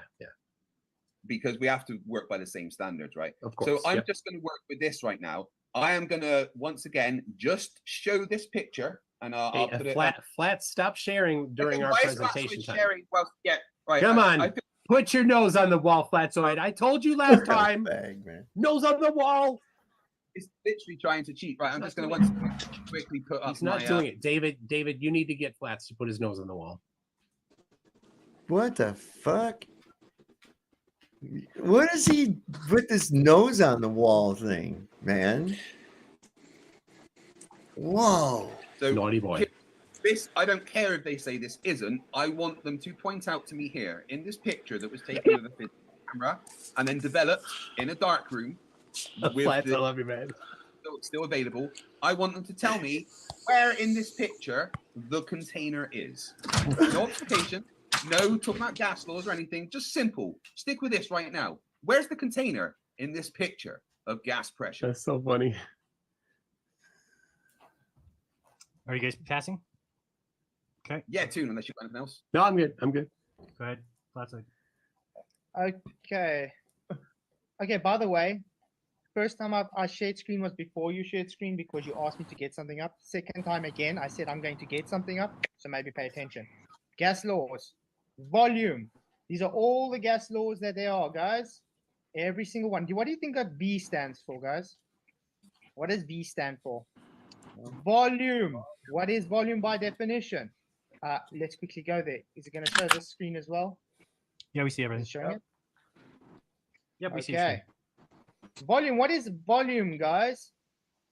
Or in that enclosed with a container. So it's the amount of space that the substance, physical substance, in this case gas, or object occupies in that enclosed container. Then I got another one. Dalton's law. I think that's showing now as well. Hello. It's Hello. the partial pressures. That Yeah, I got the you. partial pressure of the ideal gas in Yes. a mixture of ideal gases All right. equal to the pressure gas I would exert Yeah, you're back. if This the server alone sucks. What is it? My server sucks. My connection. it's Verizon. It is what it Verizon. is. Yeah. There ain't much difference in any of them. Tell you the truth, I've Yeah. had AT&T for years. I haven't had too much problem with them. Yeah, I So, worked for the that's what company stuck at one with point in time.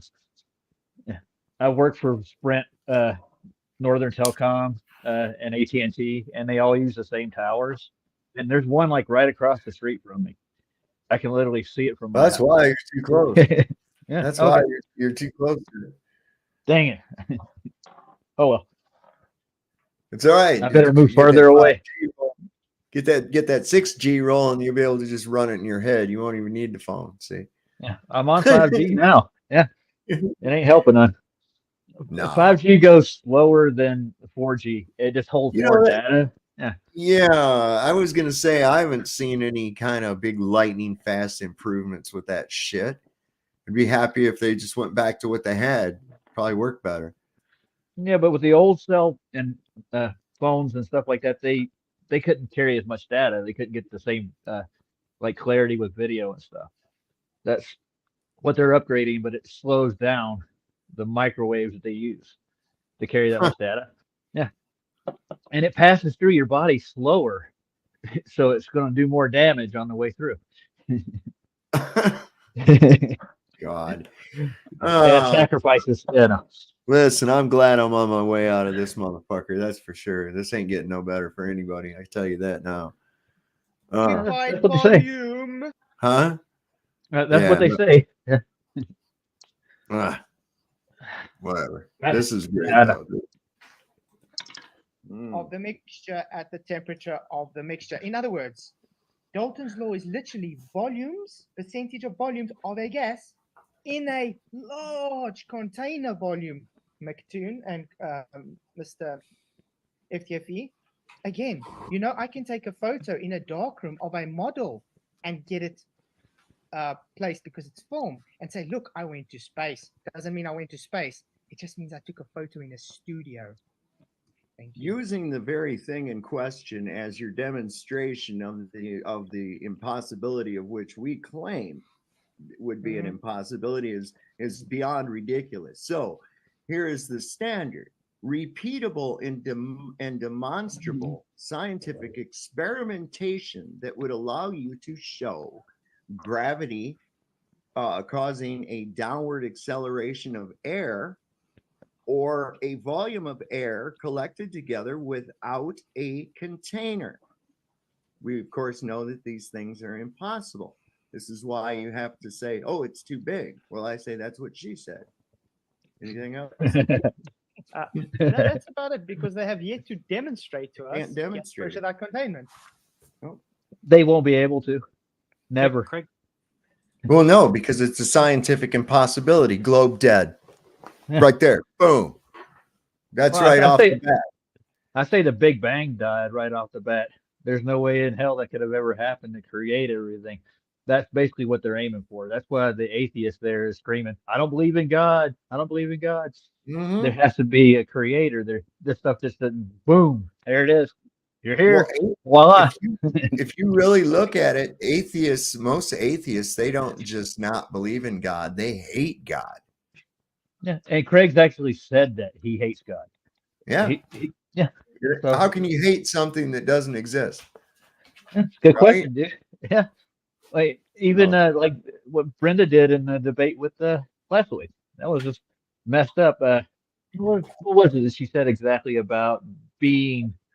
Oh, not God, creation.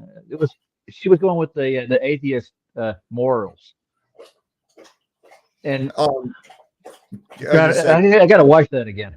I have but she seen said something. I have seen TED Talks before, Keelan.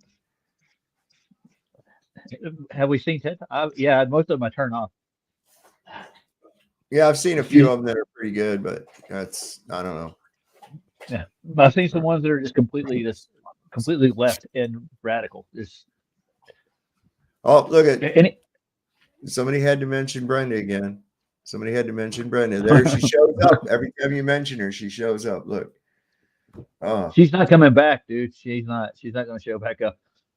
She just did. Did you see it? Oh, yeah, but I mean in real life. There she is again. They. Yeah. They. Have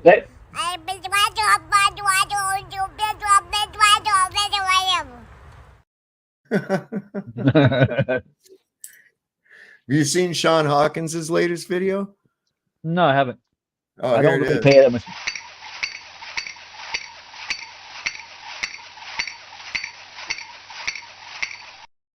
That's it. No, yeah. Anyway, you should send some of this to Jamie C level and let him dig into some of your content. Oh yeah, shit, he's welcome to. Anybody is.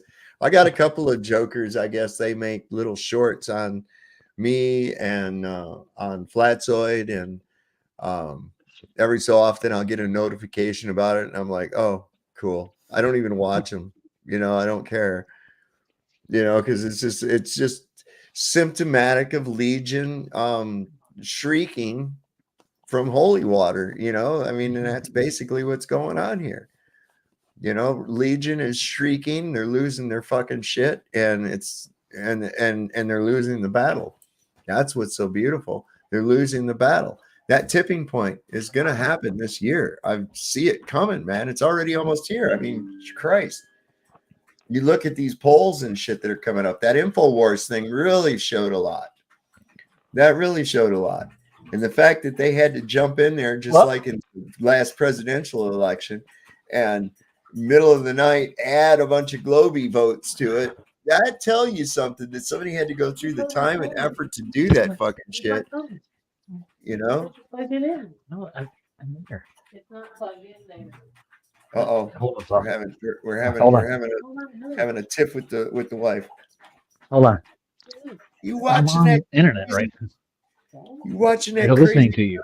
Tom Yeah, there's again? like 200 people.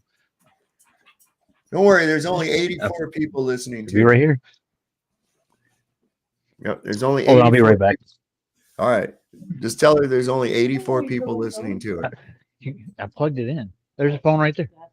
That's one you gave me. No, I gave you my work phone. I'm gonna No, mute you you didn't. there so we don't hear your little problem. Yeah.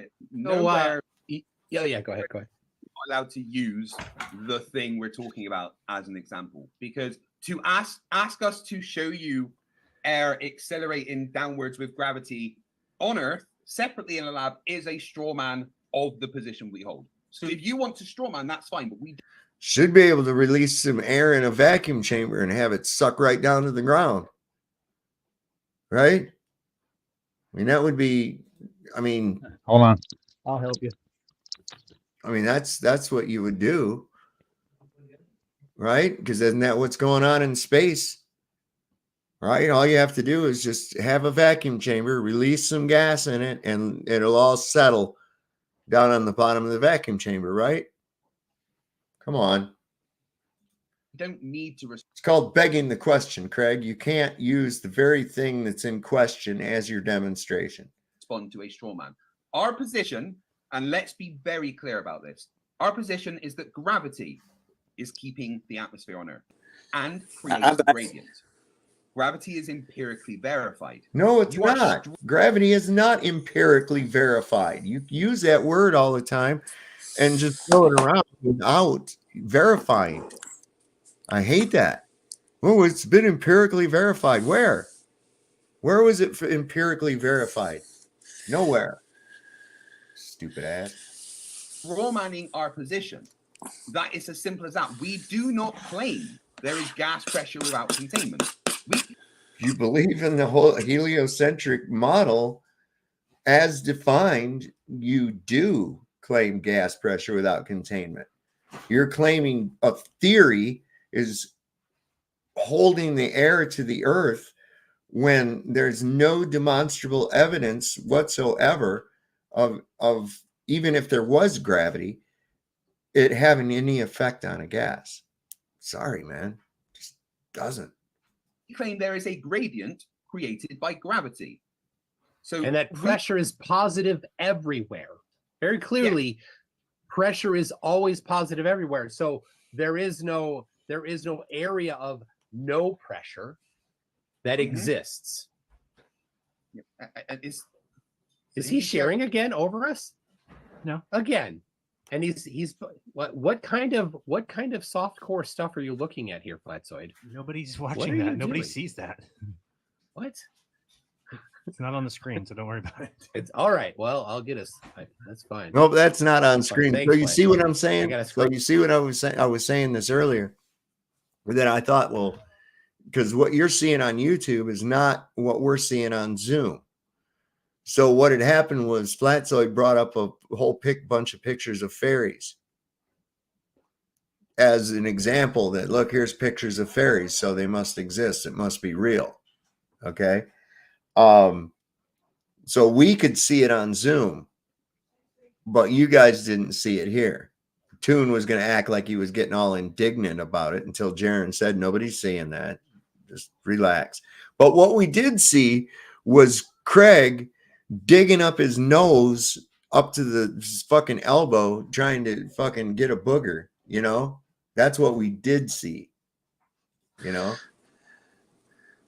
Wow. Screenshot of what you're looking at. I'll play it later for people. Yeah, none of those are picked. They're Zooming.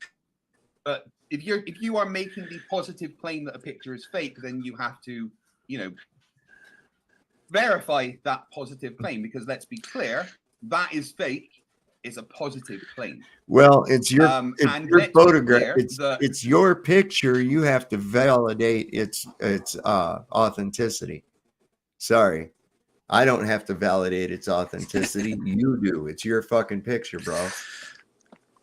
It has been repeated. There is many pictures of Earth from space. It is something that is repeated all of the time. And you just going, oh, we're not going to accept that picture, is just trying to avoid the fact that here's the evidence. Here's a picture taken from space. The picture behind Dave shows gas pressure without containment. And you can stop sharing your screen, which is, again, you're just trying to use our time. Jaron, would you mind stopping sharing the screen? Thank you. Yeah. So, again, you can't just dismiss the evidence that we're saying is there. The atmosphere has a gradient in it. It is created by gravity. There is no container in the atmosphere. If you are claiming the positive claim that there is a container, then you have to give evidence of that, not just assume it's there. It's a positive claim based on physical law. And until you can demonstrate otherwise, it remains so. I'm sorry. It's just all there is to it there, Craig. You're literally affirming the consequent. Gas pressure requires a container, therefore container. That is literally affirming the consequent. Yeah, it's all backwards. Yeah. Yeah, physically. Well, show the container. I want to really make it clear, all of those specific gas laws that he's talking about don't apply because they have the requirement of a fixed amount of volume, which isn't what... There is no fixed amount of volume. What part of that did he not get? That gas has no specific shape or volume. What the fuck part of that did he not understand? I have no idea. They don't claim a fixed amount of volume. They don't claim He's a really lot, scrambling. Yeah, he's scrambling. He's just, scrambling for shit. Hey, so when he cites these gas laws... What's that? Check out What my new now? shirt. I got it from Eddie Alencar. Hang on one sec. Can you see it? Let me bring you up. Oh, cool. Okay. Oh, you got that I from got it Flat from, Earth Banjo? Absolutely.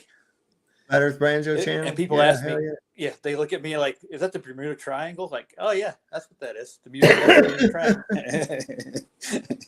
I have to explain it to everybody, and half of them get it, half of them don't. So hey, we're Right. about half and half now. Oh well. Yeah, I mean, just wanted to show you that. it's getting well, more and more people. There's been a lot of people that it would make sense to had they questioned it. Problem is, a lot of people didn't question it. And then what happened was when they realized that their questions were valid, and that that this globe thing is looking like nonsense, but they're afraid to say anything because they don't want to catch the smoke. But now with more and more people going ahead and just saying, fuck it, yeah, it's flat, it's not a globe. It's encouraging more people, especially within the realm of celebrity icons, so to speak, because that's one of the biggest hypnotic factors in our society is these icons of fame that people seem to glom onto and look up to. So when you have these figures come out and say, yeah, I believe the earth is flat, then the people that like them are going, yeah, wait a second. If he's not afraid to say it, I'm not afraid to say it. Now, you're going to have a certain amount of them that are going to glom onto that just because they like the guy that said it, but nevertheless, it's exposure, and the exposure is all it takes, because exposure in a rational mind, that's all it's needed. So how you doing tonight, Ryan? I'm good. Nice to see you. Cool. So let me bring this back up. I don't know what happened to Roger. It says his devices are not connected. So he's like got a thing backstage, but I can't even click on it. It's just a grayed out box. So maybe he'll be back. It doesn't apply. So you again, it's just the affirming the consequent that they do over and over and over, claiming that that is somehow a requirement, but never actually being able to show how it's a requirement. Maybe you have an experiment showing that that's a requirement. I don't know. We just got done showing you citation like 6 times that gas has no specific shape or volume. It depends on the container. Okay. Oh, but you keep going around in circles, not being able to show the requirement. Yeah, the fact is, we have a pressure gradient. We've taken pictures from space. No container has ever been seen. If you're making the 100% positive claim, there is a container for our atmosphere, just show it. Over to you. Go ahead, Saab. So that was a nice reversal on your part. However, you still have not been able to demonstrate a downward force of air at all. You can't demonstrate that at all. And if if the air is actually being pulled to the earth due to gravity, you should be able to show demonstrably that there is a downward force on air. And you cannot do that because the PSI that we experience is actually a result of displacement. And once again, any volume of gas, Mike, any volume of gas requires containment. So it doesn't require a specificity on it. So that's what that was the 6th time. Once again, Mike, any volume requires containment. Okay. Any volume of gas. And until you can demonstrate otherwise, this natural immutable law stands. Sorry. Okay. Yeah, so I'm sharing my screen again so everybody can see what I was sharing. Guys, this is a screen share of fairies. Now, this is pictures of fairies. Is the fairies real, guys? Are the fairies real? Yeah, because I take pictures. Guess what? Craig's argument. We've repeated it. We've taken multiple different pictures of fairies. So therefore, fairies are true, guys, because we've taken multiple pictures of fairies. Yeah. I love that analogy. It's not how it works, dude. That was a good one. I can take multiple pictures of Bigfoot 2. I can take multiple pictures of pigs. Go ahead, Toon. So Toon hit his buzzer. All right. These guys are fucking crazy. Well, David claimed very, very specifically that this requirement, this containment requirement, is an immutable law of nature. So I'm going to ask once more, where is the citation that gas pressure requires a container is an immutable law of nature? Okay, go ahead. Stop. All Okay. gas laws. Yep. So if in order to have a gas pressure, you must have a volume. And in order to have a volume, we must have what? Containment. There it is. Sorry, my man.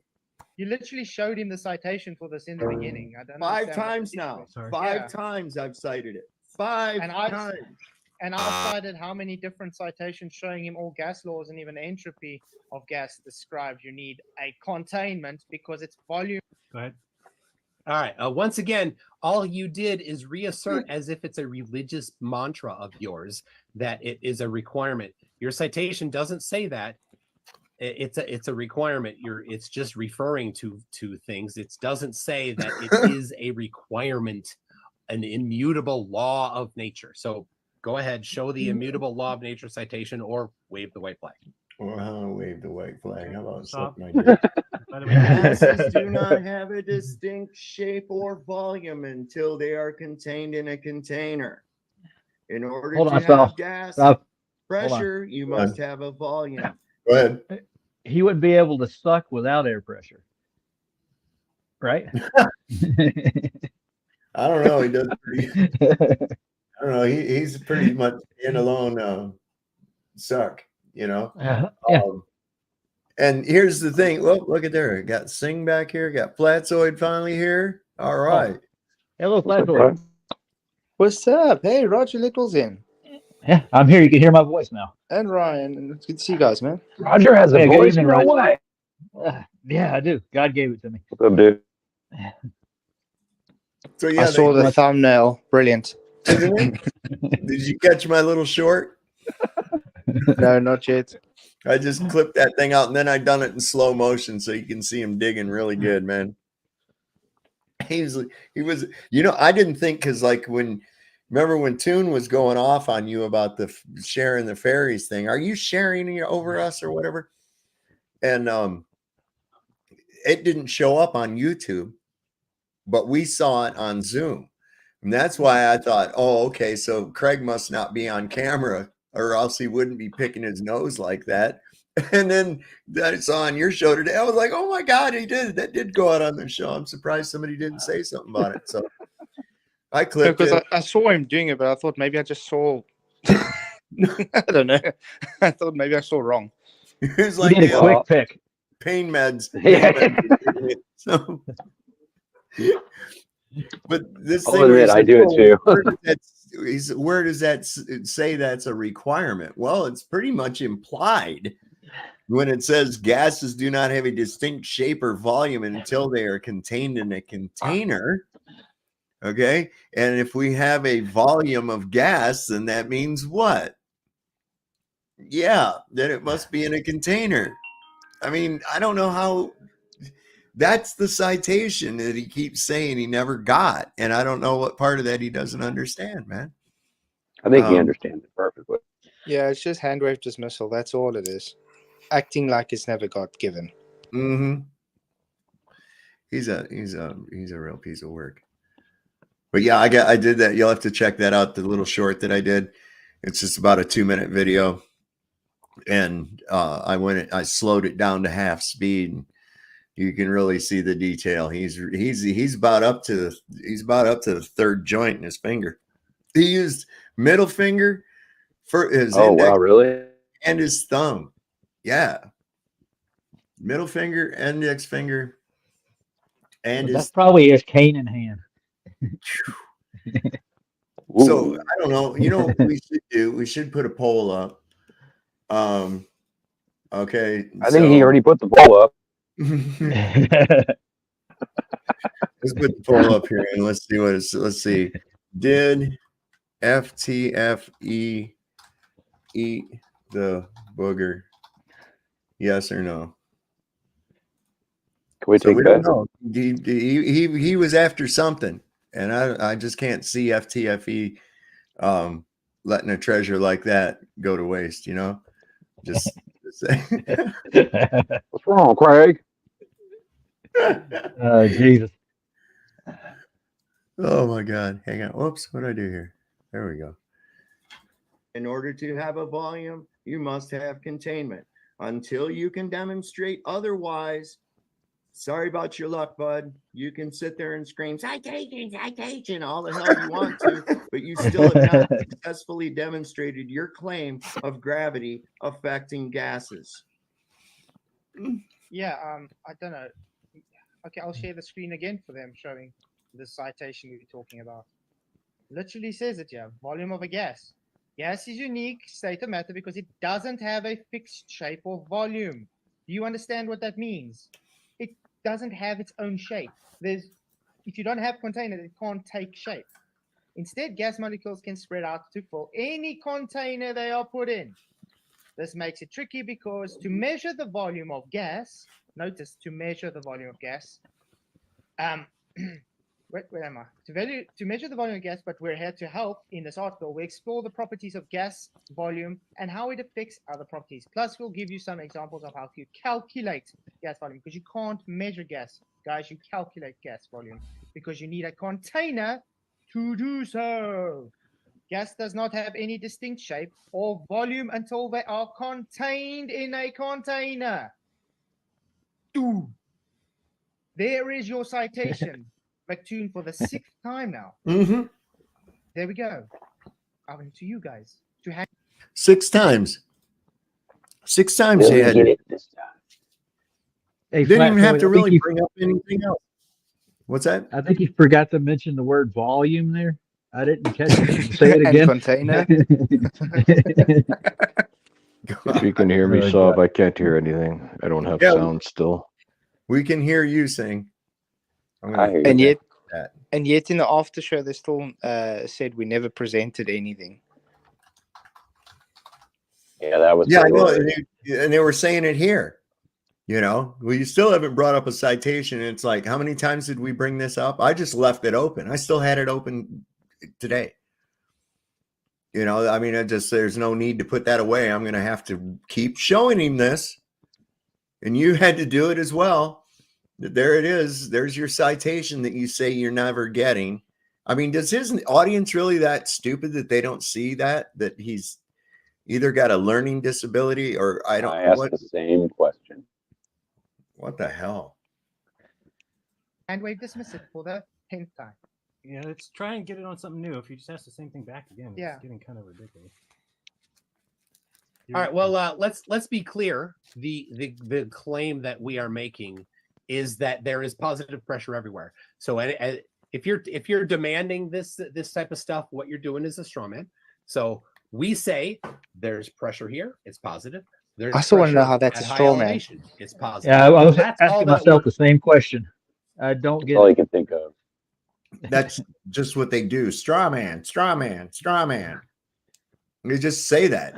Toon loves to say that shit. But the irony is they moan strawman while we literally tell them, but this is what you guys claim, while trying to push a pizza in space. Yes. Yes. So it's a straw man on a straw man on a straw man. Yeah. On a pizza. God dang. Yeah, there's a whole, oh my God, there's Toon and his Legos. Just a second. On Twitter over here, there's a thing about somebody did it. I think Robot Polisher did a mashup of Toon and all of his straw man. He's straw manning me. You straw manning me. This is straw manning me.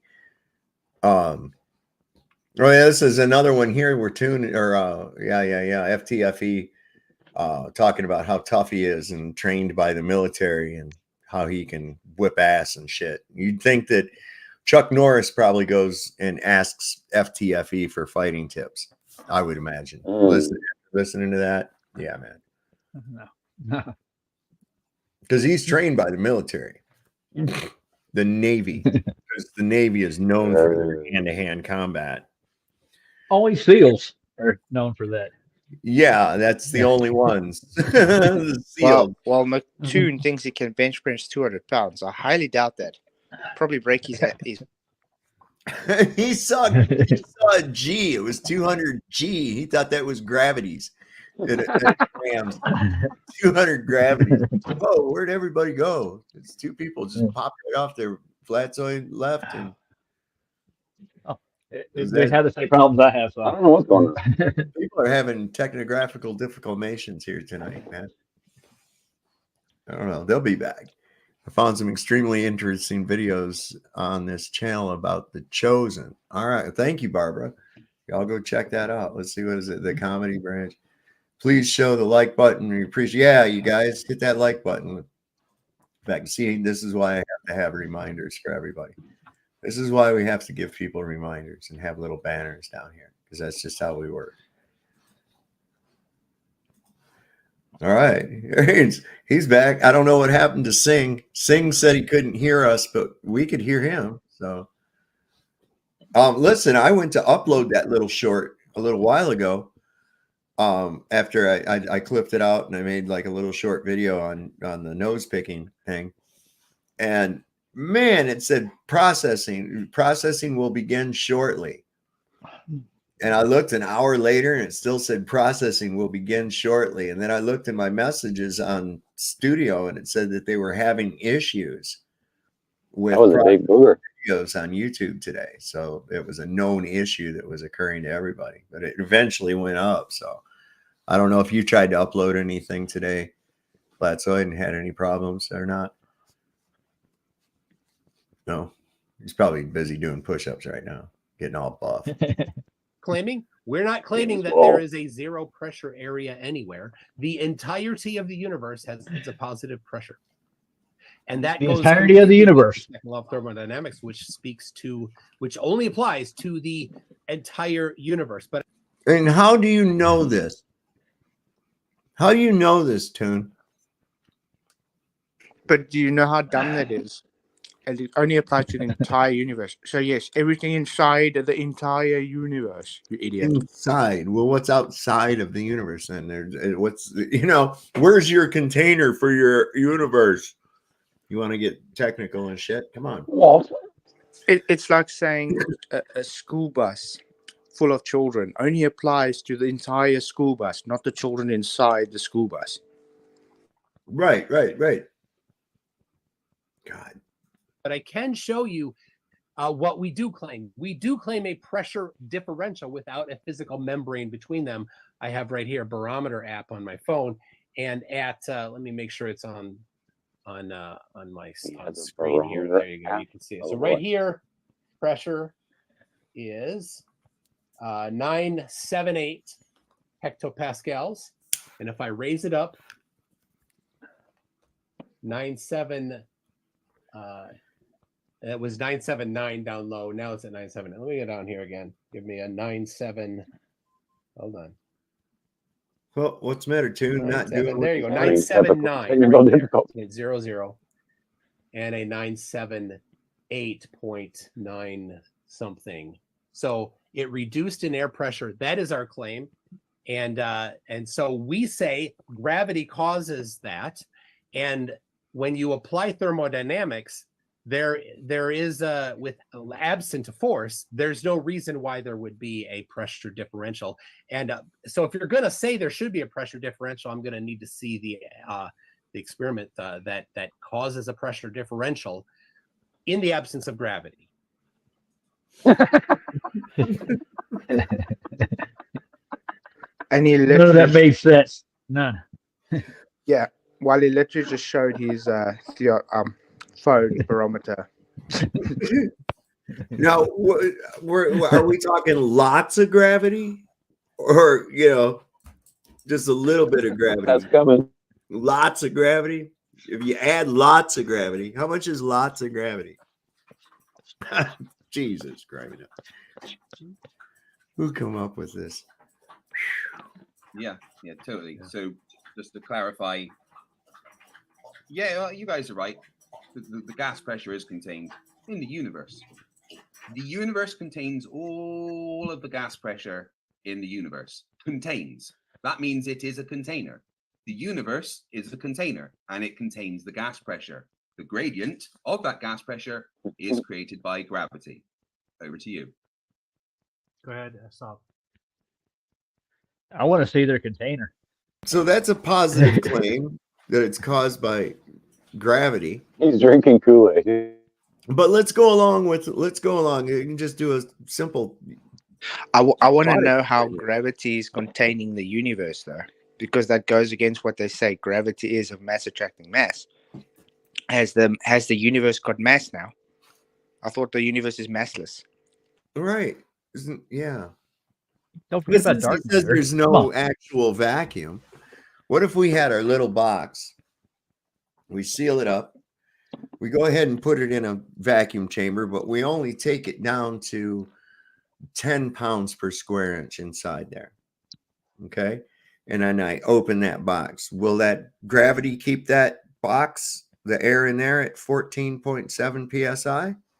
Or will it fill into the 10 and equalize and all of it become a unified pressure? Diffusers. Yes. So the positive claim that gravity causes the gradient, can you prove that gravity is causing a gradient? No. I want to see what Okay, so I'm causes the still gravity. waiting. You want to see what? Causes gravity. I want to see the cause. Well, it's a bending and warping of a. It's an invisible substance that pulls everything inwards. Oh, But didn't you guys hear? Gravity causes gravity. That's what I've heard. Yeah. Yeah, that's the new philosophy. It's moving because it's moving. I'm still waiting for the demonstrable experimental proof of air having a downward acceleration due to gravity. Any gas having a downward acceleration due to gravity. Indefinitely. You don't have it anywhere. There's your problem. And So we're gonna go ahead, Kate. sorry, and we're gonna ask you guys quickly because our time's running out. Do you know the 3 different thermodynamic systems? Earth is claimed to be an open thermodynamic system, and space is claimed to be a separate system, the universe, so isolated. You have the Earth inside this separate system, which means there are 2 different systems. If Earth is an open system, I'm going to see if you guys actually know anything about entropy and gas behavior now with thermodynamics. What is the difference between the 3 thermodynamic systems? Okay, go ahead, Craig. Yeah, move over. All right, well, that was off topic. Anyway, I did show it. I showed absolutely right here. So he just blows it off, doesn't answer the question, and points at his fucking phone again. This is. I got this app that says it. What the hell? I just love how he says that's off topic when it's literally on topic. Absolutely on topic. But you see, that's their hand wave distance because they don't know. They're literally just ignorant to the subject. That's It all. reminds me of this kid when I was little. There was this kid in the neighborhood that acted like this, and we all despised him for it. Every neighborhood has one of those kids. He would literally argue with you if you told him ice cream was white. You know, like, hey, he would say, "No, it's not." You know, Well, don't seem like. Sorry, it doesn't seem like they're going to concede to anything. They will not concede. Never. They're not going to wave the white flag, whatever you want to call it. They won't concede. They can't. They can't. They have blown their mouth off too hard now. Their ego will never let them concede, even if they came out on fucking national worldwide TV tomorrow and said, "Hey, we've been fucking lying to you. This Earth is not a globe." They would still fight that it's a globe because they've blown their mouths off too much.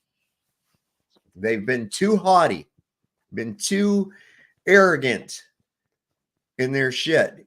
And now it's coming home to roost because as more and more people are coming to the realization that we're not on some stupid spinning water ball,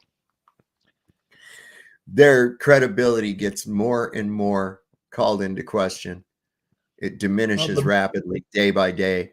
And then I'm sure coming on a live debate and digging in your nose up to the 3rd joint of your finger is probably not a good look, but hey, you know, who am I? Yeah, sorry guys, I gotta go. Enjoy the show further, and watch McToon demonstrate gas pressure with containment as he uses a barometer. Yeah, man.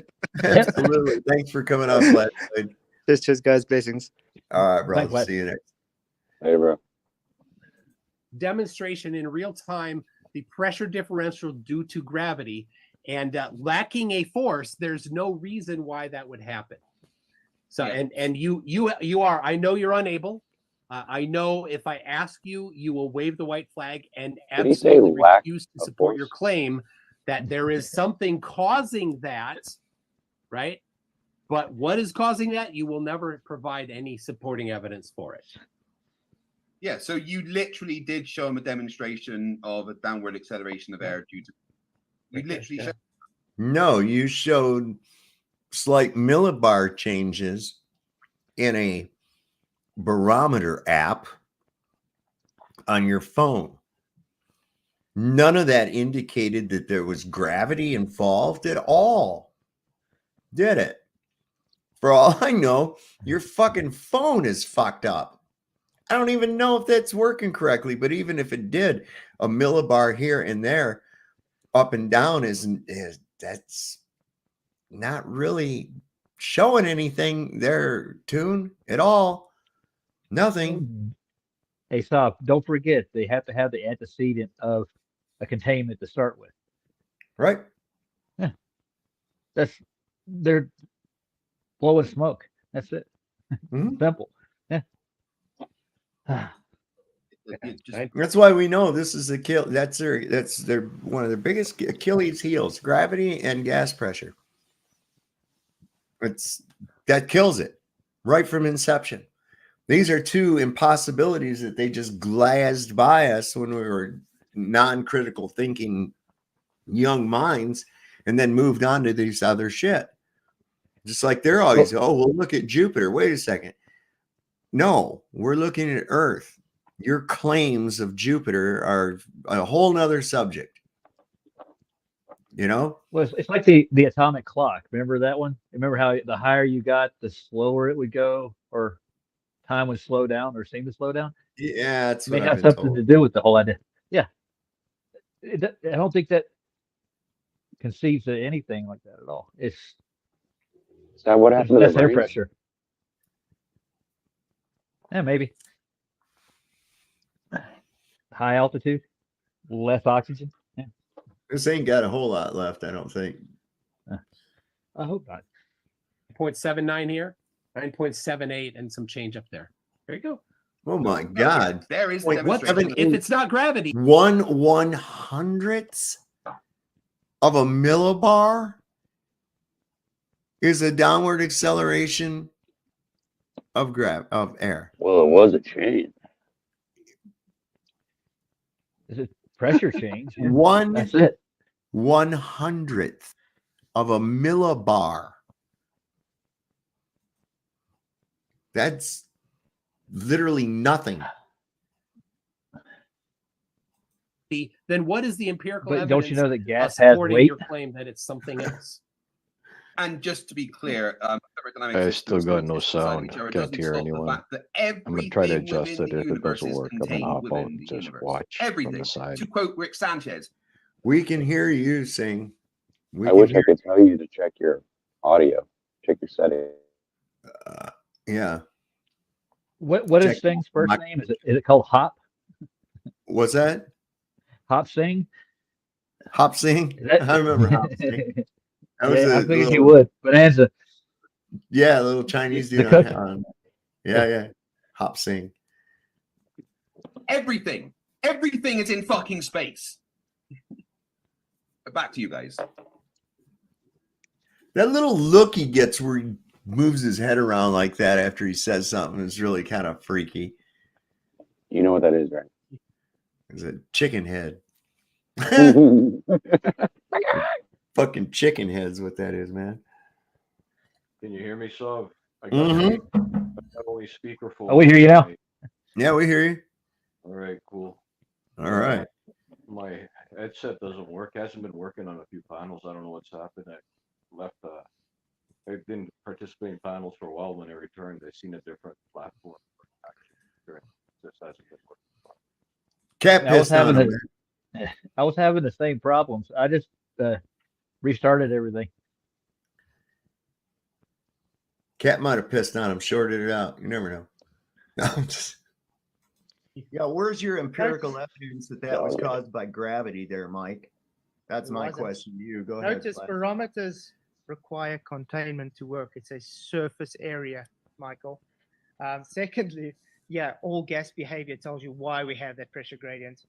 Thirdly, notice how they haven't able to answer us the 3 different type of thermodynamics that I specifically asked him to tell us about. Yep. Showing they are ignorant to the subject and should not be discussing this because they don't even know the 3 different containment systems. And FTFE should know this by now because my first debate I had with him, I had to school him on the difference between open and closed. Back to you guys.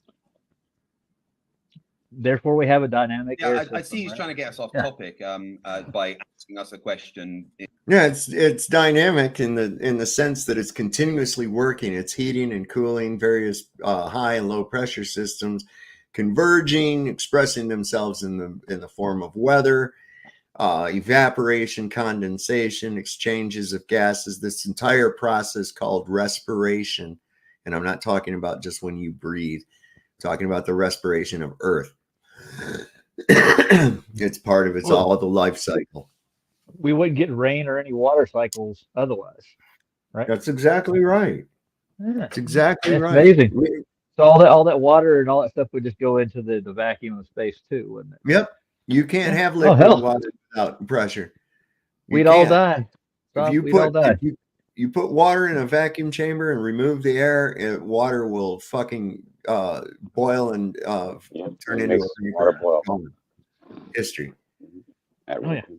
Instead of answering the question that we asked, yeah, I know all about the different the systems. That's fine. Everyone on my channel knows about the systems, but we're not going to let you take us off topic. They knows Turn, you please know. ask the question again. It's not off topic. I know, but he said knows you. I forget it. He knows them. He's talking about his nose again. Yeah, he says, I know what they are, the different systems are. My audience knows I know what the systems are. Then why don't you just say, yeah, there's open, closed, and isolated? Bam, you're all done. You're all done. Isolated. Isolated. What's that mean? No energy or matter transfer. Okay. Well, that's below his pay grade. Yeah. Closed system allows energy transfer, but not matter transfer. An open He's military system trained. allows matter and energy to transfer. It's real simple. Real simple. Isolated system is only theoretical, really, because we've never been able to duplicate an isolated system. I guess a Yeti cooler is one of the closest things we have commercially available to that. I mean, you can keep ice for damn near a week in that thing, but it still gives way to entropy and will start to melt. Okay. It's just, so that's the closest we've got to an isolated system. So a closed system allows energy to transfer between the barrier of the system and the outside, and so matter doesn't transfer, but energy can. And in an open system, well, of course, there's energy and matter transfer. So we could never have liquid water, air pressure, any of this shit without containment. It's just so space is in the vacuum, right? Well, there's no way. They say it's extremely low pressure, but 10 to the negative 17 torr, as opposed to 14.7 psi, which is 760 torr. Okay, looks to me like that's a hell of a differential to be putting next to one another. That's what Or, you know what I'm saying? I mean, it just, until you can demonstrate it, not happening. That's all. McToon's head is an open system. No shit. That boy better find some shampoo soon, man, or fucking Exxon's going to put a rig up on his head. Well, I gave you an empirical evidence for that. So you're all you have is the nuh-uh, right? Well, you need to prove that it's caused by gravity. Right. So So you need to prove that it is caused by gravity, McToon. Absolutely 100%. You do not have a demonstration. No one has demonstrated, not once. That was not a demonstration of anything other than a barometric change in millibars. Not even that. It's even just fractional. We're in a dynamic system. Notice you have to be able to have a volume of gas in order to have a pressure to measure in the first place. Demonstrate through repeatable and demonstrable experimentation a gas pressure without containment. And please try not to beg the question this time. Yeah, and like I said, I already answered you. Your barometer, barometric pressure, is based on Boyle's law, which requires containment. You have a surface area to read that pressure gradient. Pressure gradient comes after containment. It's literally invalidating your argument that this is caused by gravity when you haven't produced evidence that it is contained due to gravity. You haven't shown us anything that shows containment is not required. Again, on the same topic, the three different type of thermodynamic systems, because this is directly in argumentation of why we need containment for gas pressure. So do you know the three systems or don't you? Thank you. All right. So a barometer doesn't actually contain. It doesn't like have some sort of a thing that it goes and grabs it and then physically closes in on it. It's just it's just a surface area of it. So it's not a container. There's no containment involved in a barometer. I don't know why I think that. Anyway, so I will just simply cite the many measurements of the existence of gravity. You can find them on my website at mctoon.net/G. There's quite a few of them. My personal favorite. Have you gone to his website? There is where they use 13 times of mercury to confirm the gravity. Oh, it's hilarious, bro. It's hilarious. Yeah. But just quickly, Toon, do we claim there is gas pressure without containment? Is that our claim? No, it's not. Oh, so is it straw man? Straw man is the word. Yeah. Wait a minute. If you're claiming that the Earth is in this void called space, and that there is an atmos sticking to this ball, you absolutely are claiming gas pressure without containment. Let me ask you something, you guys. If I was to go out into space, for instance, and I open a bottle of air, is that air going to coalesce together into a gob? No. Is it going to get sucked to the earth because of gravity? No. What's going to happen to it? It's going to disperse. How come when they had that leak on the space station, how come when they had that leak, the air didn't just fall out and back it down to the earth? Why did it disperse out into sea? They're full of shit. It seems like their theory is like a flat tire, and it just keeps losing air every day. And we're going to die. Everybody got to believe in it for it to exist. It's more like a tire without, or a wheel without the tire. If you're into booger eating nerds wanking, I still can't hear anything. Oh God, no! Who missed the booger eating? He didn't. I don't know. I don't know if he ate the booger. That's why we put up a poll. How's that poll going? Let's see. How are we doing? 94% of the people think that. Let me just take a look. Oh man! So 94% think that Craig did eat the booger. He did eat the booger. It was probably salty. Yeah, well, whether he saved it for later on the desk there, or what he done with it. But I'll tell you what, it had to be a treasure because he used an index finger, a middle finger, and his thumb, and not just one, but both nostrils. This guy was going. He was like, oh my God, they haven't seen that kind of mining going on since the 49ers went to looking for his keys. Huh? Yeah, he was just under pressure, guys. That's all. Was he looking for his keys? He's looking for his keys. Oh no, the gerbil's gone too far. Pushing back. Oh, these two need to start a sitcom together. We'll get them some writers. Somebody said that was their favorite lesbian couple right there. there any? Can you hear me, so? Yeah, I hear you. All right, yeah. It's just I got to do speakerphone. It cut out before again, but I unjacked my headphones. Anyways, I've been having issues. I had a question for you. Okay. Well, hold on a second. Brian Stavely says, I'm working the tiki bar tomorrow. What is that? Some kind of gay slang? What's that mean? Working the Tiki tiki bar. Is Magnum PI style. Yeah. Got the mustache out.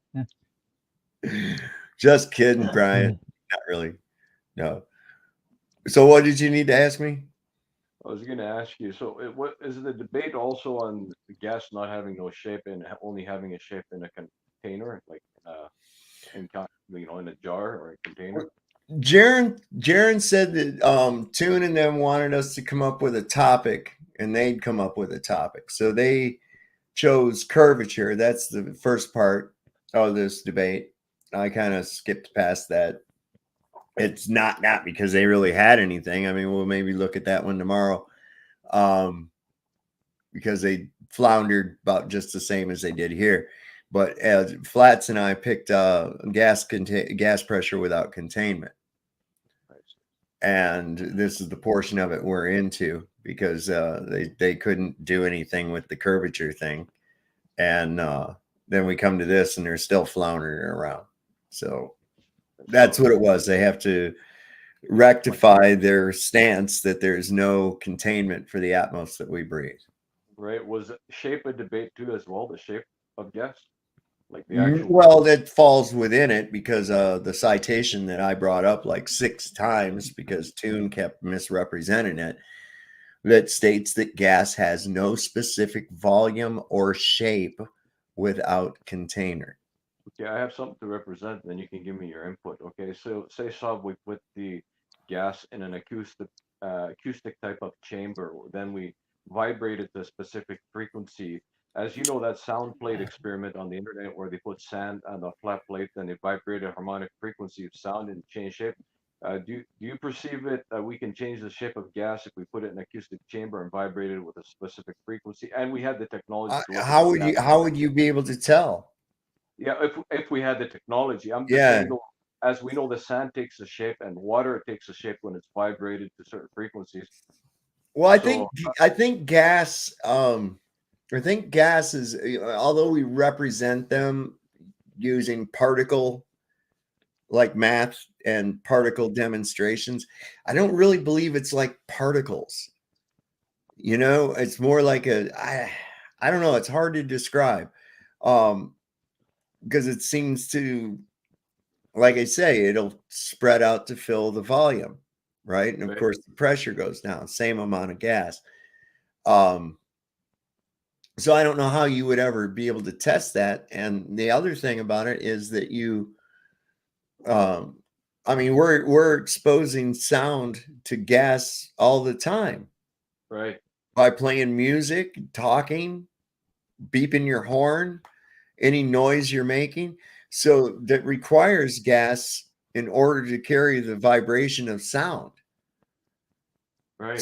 So I don't know how you would ever be able to tell if there was a cymatic effect on air. How about if have you seen when they have that lit tray of like a barbecue and then they're playing harmonics and the actual flame is shifting to that. So that's why I brought this to the table, just something to bring to the table. I just wondering what your opinion is. I'm kind of skeptical too. I'm like, I need the technology to see what's happening, to have make it feasible, because I can't see with the eye what it's actually doing, whether the fire flame is moving because of the sound moving it, but actually is it affecting the molecule shape of the gas perceived as fire, right? Yeah, I understand what you're saying. I don't know how you'd ever be able to tell that. I mean, I had somebody arguing with me one time telling me that they dyed a gas and tested it. And I'm like, you can't dye gas. I mean, the closest thing I've ever seen to that. Huh? Sorry, Saul. The closest thing I've ever seen like that is like Browning in motion. Like they've actually they put particles in like a liquid, and then they move them, and it represents gas, but actually different. Those are particles of some kind of a solid dispersed in a gas. So now we've got the effect of the particles. We're not really getting the effect of the gas, We can only track kind of the path of the gas, but that's not going to be, that's going to be, they're going to separate. They're going Yeah, to they end up did. separating. They form little beads almost, and they form patterns. It's weird. Look at Browning in motion and some of their experiments they did with it. It's kind of like what you're saying, but not without the sound. If you could probably apply sound to it, you maybe get an idea of what gas would do in a You might contained. be able to, like, if you use some of that sulfur, the sodium fluorohexide or whatever the fuck that shit is. Heavy gas.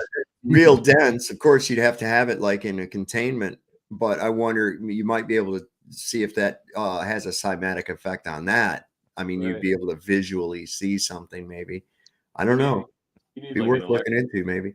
one of those electron scopes they have that magnifies things millions of times, and if you could probably even get to see it at that, right? Yeah, I hear Well, what you're saying. if they had that, we'd be able to see particles of gas, and we can't. Right. Right. But we can see trillions of light years away. Yeah, yeah, yeah. Is he strawmanning us? Yeah, their entire argument is based on a straw man. Their whole thing, every single word that they've done on this topic since the beginning is foundational on a straw man. And nothing straw man about it. Holding your claims to task. Yeah. Yeah. So, like Toon touched on at the start in his minute opening, Richard Feynman says that science requires you to calculate the consequences of a prediction. If we make the prediction that the gas on Earth is accelerated towards the Earth because of gravity and calculate the consequences of that, the consequences of that calculation result in the demonstration that Toon gave. And they match, yeah. Are calculated consequences of the prediction of gravity. And that is the repeatable experiment that shows predictions match. Yeah, I in my head did a computation of the consequences if there is no gravity, and the consequence. A computation in his head. He did a quick. He's full of shit. Are that the pressure would be the same. Now they say something is causing it. I just want to hear the specific computation that they went through to get that. Let's have that. Let's hear it. Yeah, brilliant. Notice the hand wave dismissal. Again, I asked the 3 different systems. You have still not answered me. And based on barometric pressure again, let's make a point. Surface area to have pressure. Oh, okay. Now I'm going to explain this very simple terms to you guys again, like I explained to Craig before. Earth, open system. Space, surrounding separate system. All the gas we have would fill that space because nothing to hold the gas in. Gas is an inhomogeneous, ever-moving, non-bonded gas molecule. In other words, it never stops moving. No matter what you do, it's always going to move. It can only change direction with a collision because it has perfect elastic collisions. Okay? Yes. So gas would bounce off the floor, the surface of the Earth, which would be an open system, and bounce into space. Notice you say it's a straw man when literally your Earth model is based on an open system in a vacuum. Even Craig brought up a photo and said, see, there is no containment. See, there's gas pressure. So not straw man, literally you're running away from the argument. There you go, Dave. You can also, you can do all kinds of calculations all you want to. You have to have some kind of a demonstration that would actually match those calculations. You've said it goes exactly what's predicted. You've never told us what is predicted or what these downward biases of gases changing at these different elevations would be.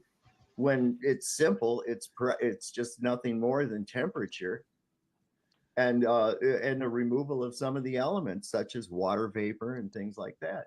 So I don't even know. You still have not successfully demonstrated a gas pressure without containment.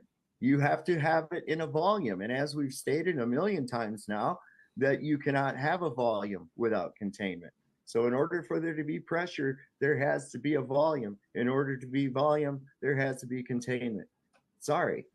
It's not hard And to since understand. you can't answer, there's open, closed, and isolated system. Isolated is only kind of theoretical because, let's face it, I think, who is it? Yeti's got a cooler. It's getting close, but we still haven't, we don't have it. So Yeah, you isolated. can't have it both ways.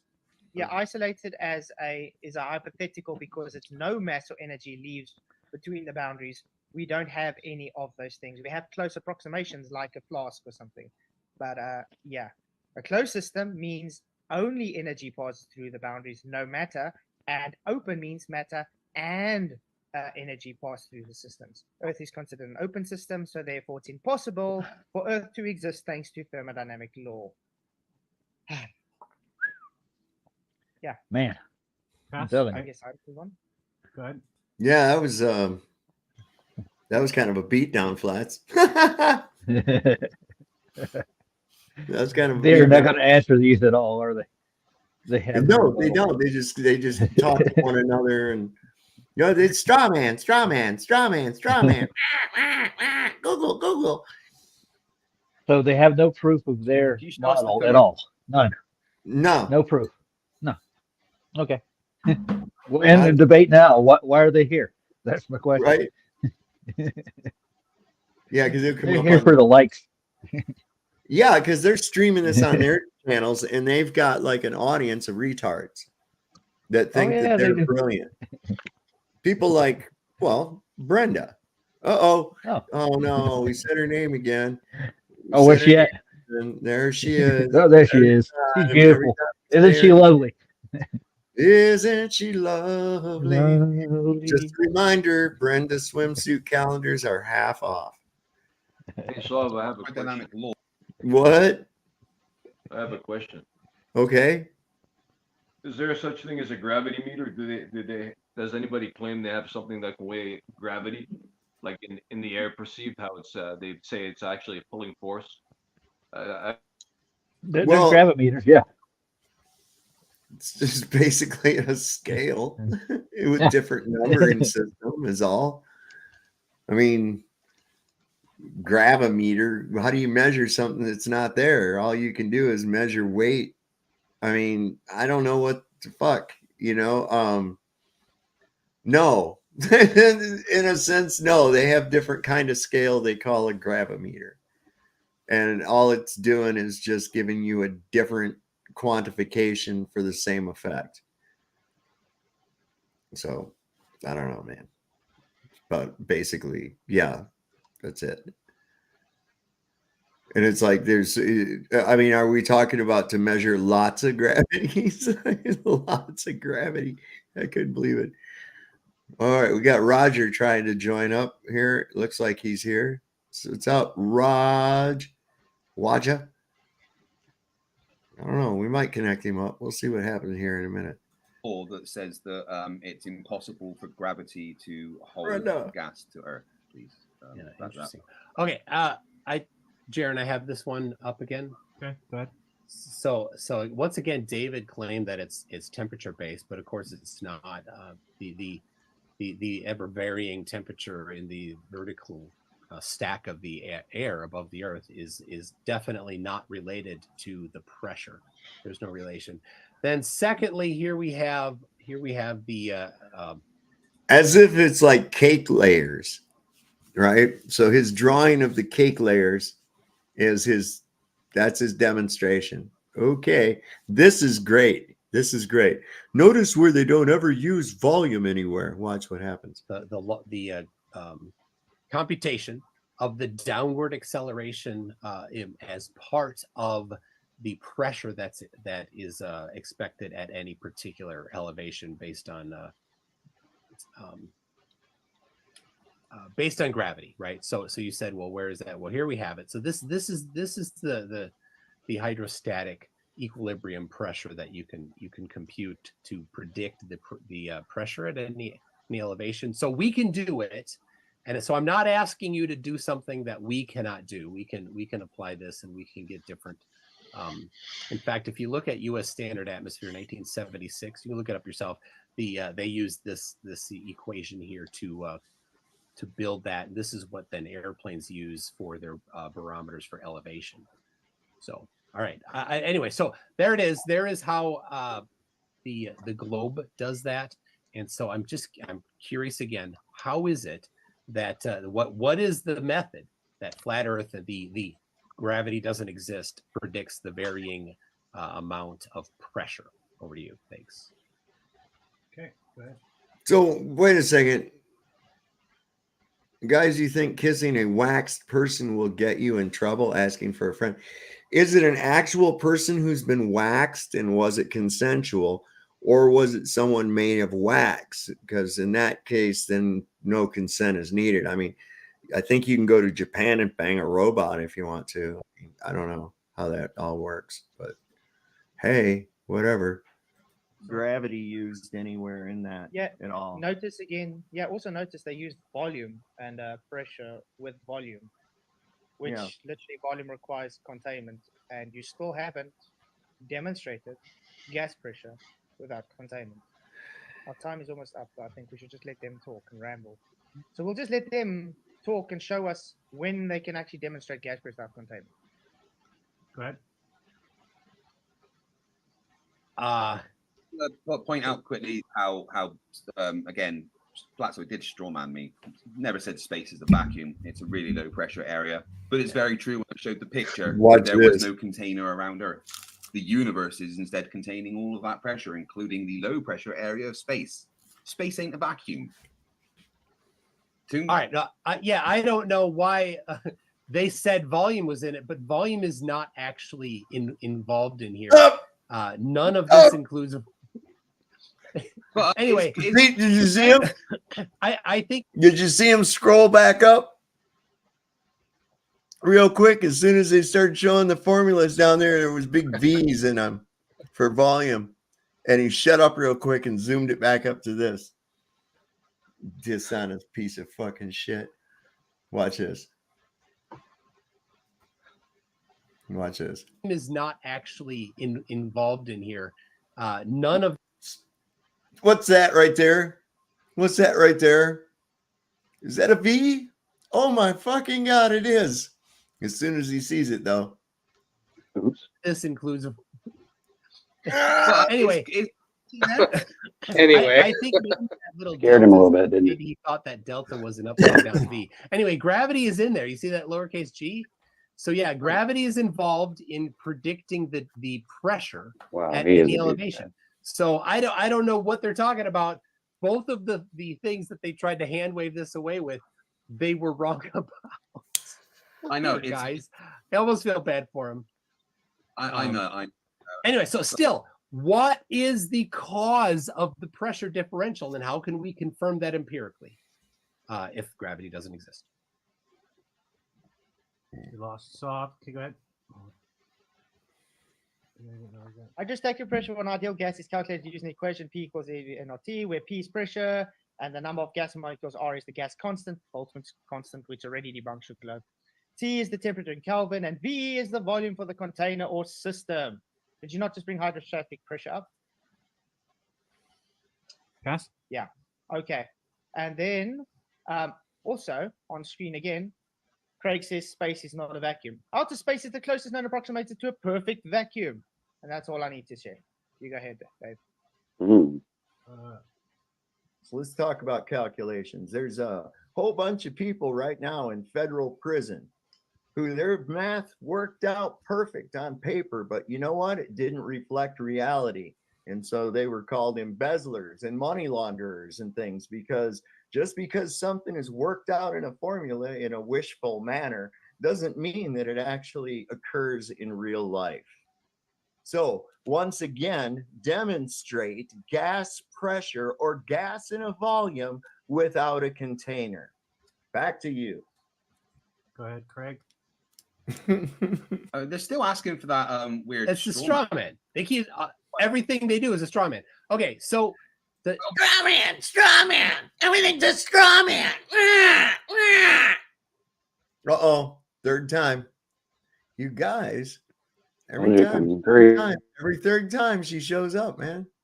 Every third time. Wait. I want to point out what Platzoid put up was space is the closest known approximation. It never said that space is a vacuum there. So I love thank you. that. Thanks, for Flatside. confirming my point for me. And also the formula that he brought up wasn't the same one that you brought up, was it? No. No. Good job. 2 fails in one. Awesome fail, Zoid. Thanks you. Anyway, still, I want to know. Please do show. Yeah, show. Wave the white flag if you don't have it. Just bail if you can't actually show how weakened it. Dude, there's projection right there. You should have been waving that white flag a long fucking time ago, Toon. Long time ago. Determine the downward or the variation in pressure with elevation. Notice he almost said downward acceleration. He didn't. He said the differential of pressure, because there is no downward acceleration of it. You should be able to show measurable downward force of air, and you can't. Go ahead. Flats again. Okay, on screen for you, McToon, and why space is a vacuum. By definition, vacuum is developed by matter. Space is almost an absolute vacuum, not because of suction, but because it's nearly empty. So therefore, space is seen as a vacuum. And I brought up hydrostatic pressure based on gas. You didn't. You brought up hydrostatic based on pressure, which would be liquids as well, McToon. Liquids aren't compressible. Ouch. Dishonesty? Big time dishonesty, Keith. Big time. We had motherfuckers just start laughing like, oh, he saw through my shit. Try to act like it's nothing. Love the squirming on the left side. Should I get enjoyment out of this? Yes, you should, Lowry. Absolutely. 100%. I was going to say, I'm surprised you didn't say it's lots of vacuum in space. Hey, M-Ball, you still haven't made a video demonstrating it yourself. Okay? We're still waiting on that. Okay? No, air doesn't fall down. Gas fall down, go boom. Yeah, sure. I should make a shroom video. Yeah. That won't get me in trouble. Okay, you'll each get a minute at the end here for a outro, and then we're going to let them go 2 minutes and 22 seconds to finish us off here. Go ahead, Craig and Toon. Once again, he brought up something that says it's an almost perfect vacuum. Yeah, I mean, he proved your point again. Yeah, and I don't know what we was talking about with incompressible fluids. I was not talking about that at all. It was. I was talking about air. It was about air, and just I think because it had the word hydrostatic, he got confused, and he thought that that was it. He thought hydrostatic, therefore water. That must be it. I don't know. It made no sense. But that was great. Well, and I hold on a second, M-Ball. Seeing as how you're the only motherfucker around here that actually believes that dumb shit, you make the video. You know how to work a camera, right? You have it in your head what kind of a demonstration to do. You know, you ask McToon to do it. I don't talk to that creepy motherfucker unless I have to. I want to make it really, really clear.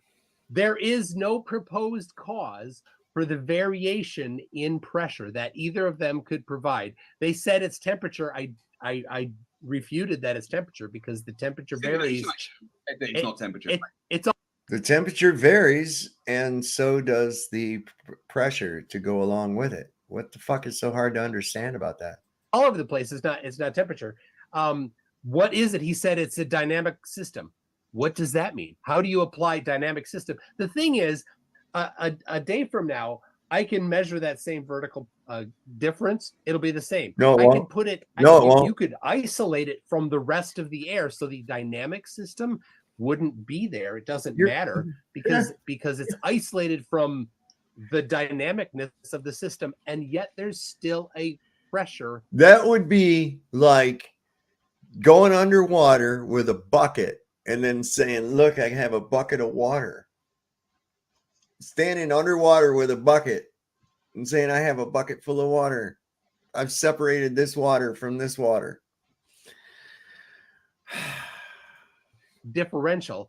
What is the cause of that pressure differential lacking an actual acceleration downward. Lacking gravity, what is it? There's still a big old question mark hanging out above all their claims. And I do want to say, the constant straw manning of the globe is expected. It's expected that you would do it, but someday flat earthers maybe will say, that's not the right way to do things, or maybe other flat earthers will say, look, flats and that was not the way to do it, because all you did was straw man, and your whole point about pressure was based on a straw man, and call them to task on it. I think that would be a mature thing for the rest of your community to do. Yep. Yeah. Please stop using our Achilles heel against us. Please stop using our Achilles heel against us. Just to clarify, the demonstration is the atmosphere we live in. I don't see any container. Okay, time. We can go up as high as we want, and we never see any container. And you can ignore the pictures all you like. That is just intellectual dishonesty. And if you don't like the way science works, don't talk. Right, I think we're done. We're done. All right, you got a minute to do an outro. You guys want to go first or second, since you won the toss? We'll let them go first. Yeah. Okay, you got. Let's go with you, Saab, first. Oops, sorry, I accidentally hit. Let me go back to where I was. Okay, unmute. There we go. So everybody should be unmuted. I'm going to mute everybody. Saab, you got a minute. Whenever you're ready, I will start the clock. Okay, so we saw no demonstrable evidence or proof of a downward acceleration of air. We saw no demonstration of a volume of gas without containment. We saw no evidence of a gas pressure, of course, without containment, because you have to have a volume of gas in order to have a pressure, which requires containment. It was just a constant reversal of the burden of proof and postulating scientific impossibilities. And that's all I've got to say on it. Okay, you got a minute. Whenever you're ready, Keith, go ahead. Okay, it's very simple, guys. From the beginning till the end, all they could say was straw man, when I literally bring up on screen what their globe claims. Failed to show us how the curve is physical.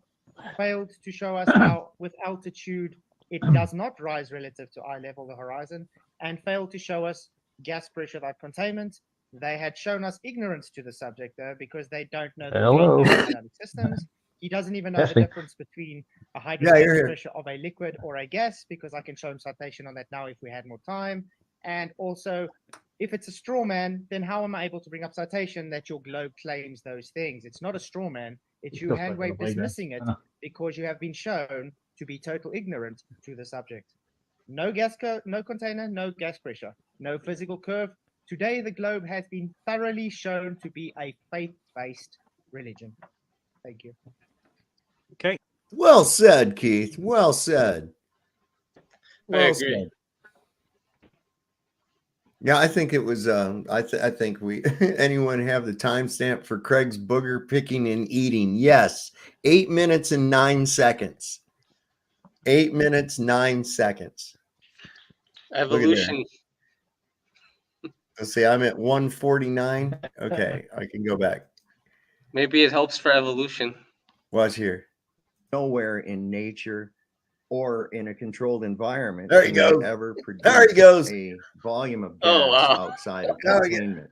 Never has gas been seen. He's cold. That's all I got to say. He ain't scared. Oh, that was pretty much the debate in a nutshell. It just goes into super chats. And I mean, I'm sorry, they got their fucking asses handed to them. That's all. Great job. So thank you. You should go to flats and rebuttal. Should get a what? Go to the end where flats, but he just rebuts to his audience. Oh yeah. I'm gonna go there here in just a second. I was gonna look for something here real quick. Let's see. I was at anything to do with boogers? No. 149. 45, 46, 47, 48, 49. There we go. Close enough. Let me present again. Share screen. Debate is on. Boom. There we go. It's too bad because flat Earth is literally right under his nose.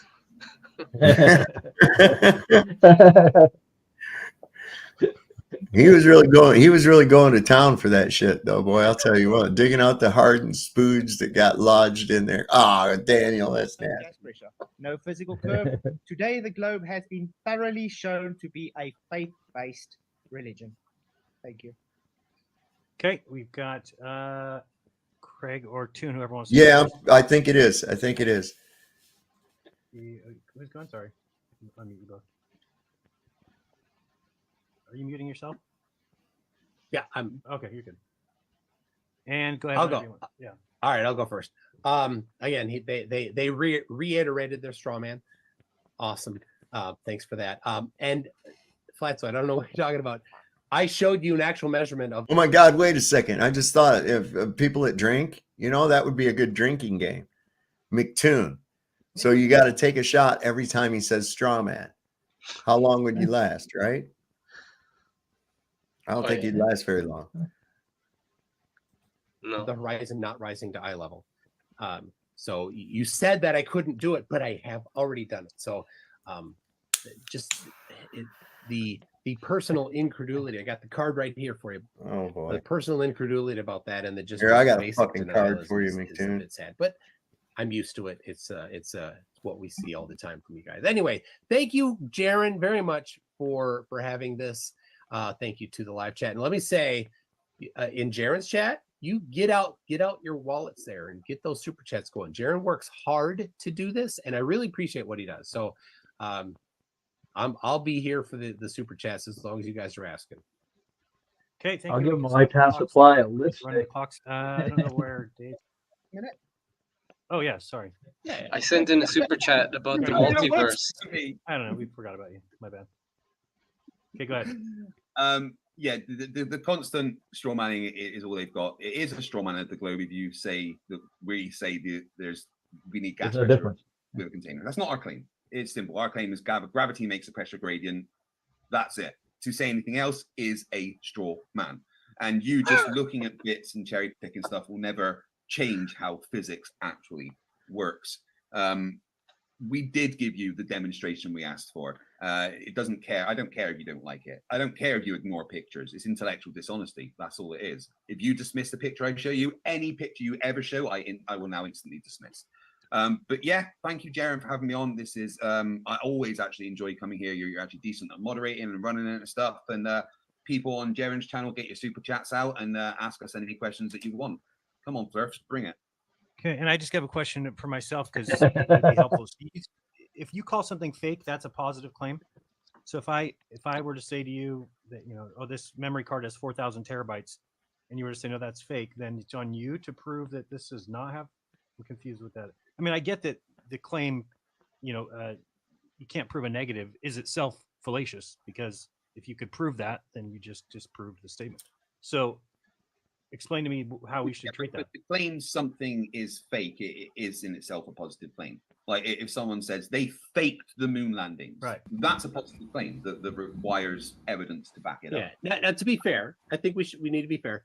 To just give a photograph and say this is a photograph, and then say you have to prove that it's fake. That's a bit of a high bar to expect. No, here's the problem. You presented the photograph. You present its authenticity.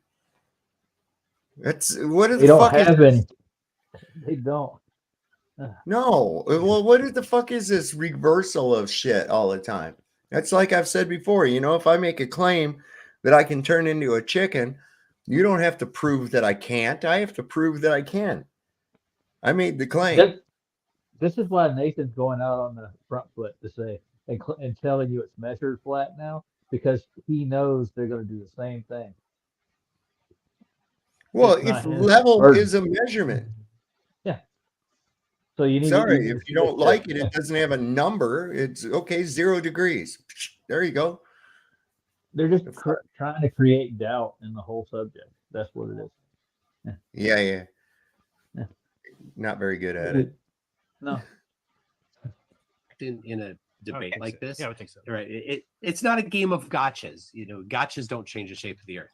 I look back and go, how in the did I ever believe that dumb shit?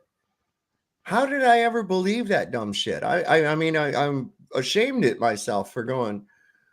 I bought that shit hook, line, and sinker. Oh I yeah, they never got us good. questioned it. What's Everybody that? did. Yeah. Yeah. And it's like you end up looking back at it like, God damn, how could I believe that shit? Well, you grew up, right, Sal? Yeah. that's the difference. Well, you They're not start growing up. questioning shit, pretty soon Yeah. you start looking into stuff, So if somebody puts up a picture of a fairy, then says this is real, well, you'd need some additional substantiation to that. You'd wonder, well, what photograph, what camera was it taken with, who took it, or what were the circumstances of the photograph. Those types of things would be fair to expect. Right. Like when you show up he would know the Earth from space, we would expect some verification of that, right? Yes, absolutely. And he would be an expert on fairies because he was in the Navy, right? They're real. Oh, he's combat trained. He's combat trained. Because Pletzoid shows it. Yeah, people on submarines are often called into hand-to-hand combat, and because submarines are constantly being boarded by the enemy, right? I'm shocked that he doesn't realize what sonar does in a straight line shot. I guess he thinks it bends as it goes with water bending. I don't think that I think that his job in the Navy was a cabin boy. That's what I think it was. That's a good movie, by the way. Cabin Boy. Cabin Boy. Yeah. I'm trying to remember who was in that. God, I don't know. It's been a long time. Yeah, it was funny. It was one of Once David provided, Letterman's then to continue to say, well, that's definitely fake, would be, well, let me give you the whole photograph, and you on your own time go look at it. In a debate, it's tough. You can't do the gotchas. It doesn't work. All right, let's go to the super chats over here on the YouTube, and thank you guys for sending those in. Let's see. Here we go. We've got Taking Back Eden, $2 says Multiverse has a McToon, FE and FTGE. You'd be great. Okay. In the multiverse. In the multiverse. Yeah, I mean, if we are to go with Oh God! Why do people open the fucking door up for this nerd to start talking shit? I wanted to see. Tell us in Klingon. Tell it to us in Klingon. McToon didn't like it. Oh my God! Well, I want to see the multiverse. Where's it there is at? a universe where both me and Toon are fighting for the flat Earth because every possible circumstance could exist. I don't know. That's not possible. That sounds not possible. To quote Sheldon, the multiverse does imply this. To quote Sheldon, who is a fucking character on a TV show. Yeah, but all this stuff is theoretical to start with, Bob. It's all theoretical. Oh. Yeah. It's fantasy. Yeah. Tell it to us in Klingon. Do you know how to say it in Vulcan? Tell it to us in Green Bitch. That's what we want. Good God. It's there is a universe where I'm dancing, but I can guarantee there's no universe where I'm dancing. Okay, V Lee, $2 says McToon. Why don't we measure buildings tilting away? I love this one. So, say you look at a building that's 30 miles away. It's less than 1/2 of a degree tipped away, but you're looking at it over 30 miles away. So it's pretty difficult to visually see a 1/2 degree tip when it's tipping away from you, right? So here's a cube, and when it's tipped a little bit or not, you can't really tell. That's not enough. So you'd need to have a significant amount of tip, but you can't see. Hold it, Bob. Hold it. Now level is tilted. Level is tilting. I swear to God. Yep, you just I heard it here first. Yeah. McToon's pulling shit out of his ass and pulling shit out of his nose. All those tilted level buildings that you can walk straight up in. And put them together. What do you get? God. It's mentally exhausting to listen to these fucking guys. Yeah, I agree. Yeah, you're right about that. Every day, it's right, like FTP, I tell myself, no. You'd make an epic flat earther, McToon also. Thank you. For $2 They from would? Taking Back Eden. We've got the final experiment, $5. Are Jaron, Flatzoid, McToon, and Craig excited for us to finally reveal tonight what the final experiment is? I'll go first. Oh, that's coming up. I'll go first. Maybe. So far, you've said that it's going to take place in Antarctica, so I think it's going to be hilarious as you attempt to get us to Antarctica and prove what we've been saying the whole time, that you can't go there. So let's see what happens. How you're going to get us there? Who's going to do the $1 million EPA study? I guess we'll find out. Maybe that will come out tonight on the last final experiment coming. You guys go ahead. Are you? Jaron's absolutely right. Yeah. Yeah, They're not going. I didn't No, they're know. I didn't know anything about what the fuck they were talking about. They just make it up. They said they invited Nathan to go too, and he said he didn't know what they were talking about either. What happened? Who invited who to do what? That's what I don't understand. I didn't even know what the fuck they were talking about. They're going to drop him off in the middle of Antarctica and watch the midnight sun. How are they gonna? Who's gonna do this? I don't know. That's all I've heard. That's all I know. I want to see it happen. Yeah, it's not going to happen. It didn't happen. No. No. Well, we could imagine it. Yeah, we could. About the same time as you get a ticket to go to space and stay up in the galactic Hilton. We'll be orbiting because we're going to have space hotels and shit here. They've been telling me that since 1972, man. Come on. Disney did a whole spread on it, and just recently, like within the last 10 years, Mars One promised everybody they were going to colonize Mars. Dude, they told us. Listen, I remember in elementary school, they were telling us that there would be every day people flying back and forth to the moon. We'd have bases on the moon, probably retirement communities because the low gravity would be easier on elderly people. I mean, a whole bunch of dumb shit like that. Right. And where is it now? Where is it? I don't see right. it. They sent up a little garbage can that fell over and they couldn't get no pictures. They still haven't produced the space lettuce they claim they're growing. Oh yeah, it's got to be good too. I'm telling you, goes good on a Big Mac. Yeah. And they just keep kicking the can down the road. Oh, we ran into a problem. We have to do this, that, the other. 2025. Yeah. Oh yeah, next year. Get your tickets ready. Space is hard though. It's hard. Oh, I know. This isn't a con job or anything like that, is it? They're not trying to get your money. No. They send me your cash. We'll get you to Mars. Yay. No. Imagine you hired some We contractors. really want to get you those pictures of the Mars surface. We just can't get them. Yeah. Well, I get those daily on space.com, man. They're fantastic, but they yeah. I subscribe to that space.com because it's great material for this show. I mean, it's some of the shit they come up with on there. It just cracks me up, man. I'm like, come on. Yeah, I get rover feeds live, you know. Sorry, guys. Yeah. Did you guys watch the press? Oh, sorry. Go ahead. Go ahead. Sorry. Oh, sorry. I was just gonna say, did you guys watch the Mars press conference with Adam? The news reporter asked him, or I think it was a female. She asked him specifically what the file type was for the first photo of from Mars, and he didn't know. No, he didn't know what kind of JPG. Yeah. He doesn't know anything, dude. Director. He was a mission director. He didn't know shit. He's a pretty face they slap on it to make it look. I'm sure that someone in the room knows the answer to that question. Yeah. Over there. Rodriguez is in the building somewhere. Hey, just not on this panel. Yeah. To answer that question, find John. John, are you in the audience? Here to answer that question is Jose, the janitor. Oh, see, go to space. See, he's got a broomstick for a pole. NASA, see, space. He probably knows more than the director. Sí, señor. The secret. Well, you can trust Jose. Because he's cousins with the director of the project. And yeah, going to be live. Oh shit! Sorry, my bad. We know we got to wipe everybody's memory. Great. NASA doesn't allow black people on the moon. You know that. Come on. Is that where he was thinking of the Yeah. Oh, Jared. NASA doesn't allow it. Have they ever had one? Who's the black person? Shame on you, Jared. Name the black person been on the moon. They left him up there, Jared. That's the guy with the camera. He was the cameraman. Come on. He's like,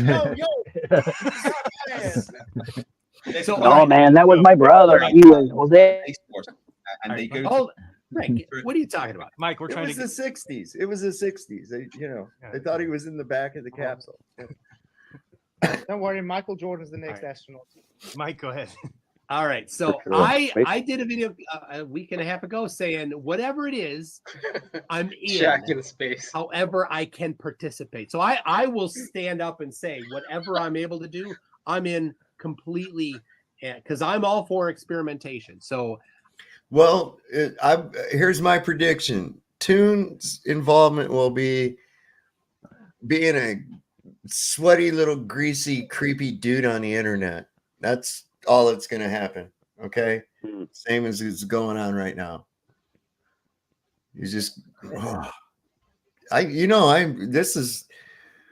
these guys really do fuck me up. I mean, they're just like, oh God. I mean, they're just like, it gets such a vibe. Such a vibe. Do they ever wear any color other than black? I don't know, man. I've noticed they're generally in black most of the time, the t-shirts. It's It must be a black thing. Black. What I want to know is, why did McToon hijack some kid's bedroom for his fucking show? That's his bedroom. Where's the kid that belongs? This isn't grandma's basement. It's in grandma's house. His mom comes in and cleans it for him every day. Well, it's either his mom's house or his grandma's house. Don't touch it, Mom. That's my special sock. if it's in Antarctica, I don't know if I can go to Antarctica. Probably not. But if there's somebody going to be there, I'd love to see it. I want to see them. I'm going to support that. So, Looking and forward. Flatsoid, you got an invite too, didn't you? Are you excited about it? Yeah, very excited because they You're- finally you're gonna the prove, like you closest. said, we're finally going to show that it's a rigmarole to get there, and you're not going to be able to explore freely like you think you can. Or maybe me and you'll just be there, and we'll just be waltzing around. We'll go wherever we want. Dave, you I gonna come think with us? talking with the penguins. Or maybe you get there and you realize all-out war on it doesn't exist. Straight up, man. Gonna nuke the penguins, are you? Machine guns. Don't pick on the penguins. Dude, my dog is named Penguin. Be careful. Right, okay. Right, I'll tell you what. Except for That's Michael's terrifying. dog, I'm saying we should nuke the penguins, man. Nuke. Right, if you think the penguins, do me a favor, everyone right now, just Well, saying that you wanted his dog to do it too would have been improper. No, I feel bad now because finding out that McToon has a dog, I feel bad for a dog, man. I really do. I'm like, oh man, come on. Maybe that's who he's talking Probably to in the treats his background. dog good. This dog's highly trained. He'll lick peanut butter from anywhere, and I mean anywhere, right? They also bite. post picture of penguin teeth, and you will never think that one. I got what you're frightening. Oh. It's frightening. Worse than a possum? Yeah. Oh wow, I don't know about that. Oh, Yeah, opossum teeth are. They are disgusting. They're crazy animals. All right, let's see here. We've got So Yeah, and they won't back down from you because they're stupid. So that's what Craig is? A possum? Yeah, possums. Yeah, he does kind of look like a possum, don't he? They don't pick their nose though. Yeah, they can't pick their nose. just to let you know, though, you can pick your nose. You pick your friends and you can pick your nose, but you can't pick your friend's nose. Okay, you can pick your nose, you can pick your friends, but don't pick your friend's nose. That's just all. That's wisdom. And you're only allowed to pick your seat at the No longer on the baseball. ball. $5 says never see bottom of a plane while going over the curve. Can't believe you went with bottom up argument. That takes balls to argue the debunked. Any comment on that? You never see. Yeah, you wouldn't expect to see that. That's another straw man of the globe. So. No, it's because your field of view is not being compromised by the horizon.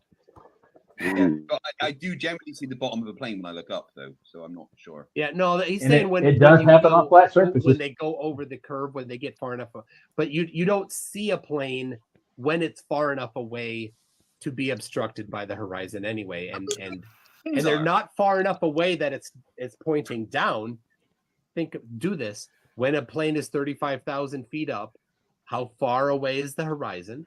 A certain number of miles. Now take that, divide by 69, and that's the amount of tip that you'd expect. It's not much. Okay, we've got Earth is life. $5 says Dave and Flatzoid, if the Earth was curved, would we see bottom-up obstruction over water? Physical, but we don't see physical. It's always optical.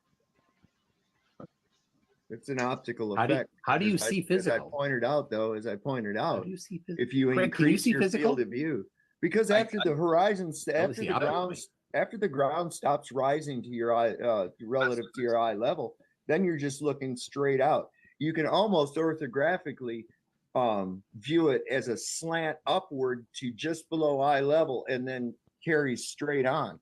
And of course, your field of view being obstructed by that actual horizon, by that horizon line. You have full top down to the horizon, but in front of it, in the foreground, that's why the ground, it seems to rise up. But then once it gets to that eye level relativity, you're looking straight out across a flat surface, and it's obstructing your field of view. So if something gets smaller going away from you, your field of view being obstructed more and more by the horizon itself, it's going to appear to lose angular size from the bottom up. It's The actually largest equal, angle- because the if you largest increase your altitude, you'll not only see the entire object, you can increase your altitude and see the horizon beyond it. Yeah, the largest angle is always going to be the surface. What you just said was one of the most insanely idiotic things I've ever heard. Not once during your Come on, soundbites, let's go. response. What were you a rebuttal. resembling a rational thought.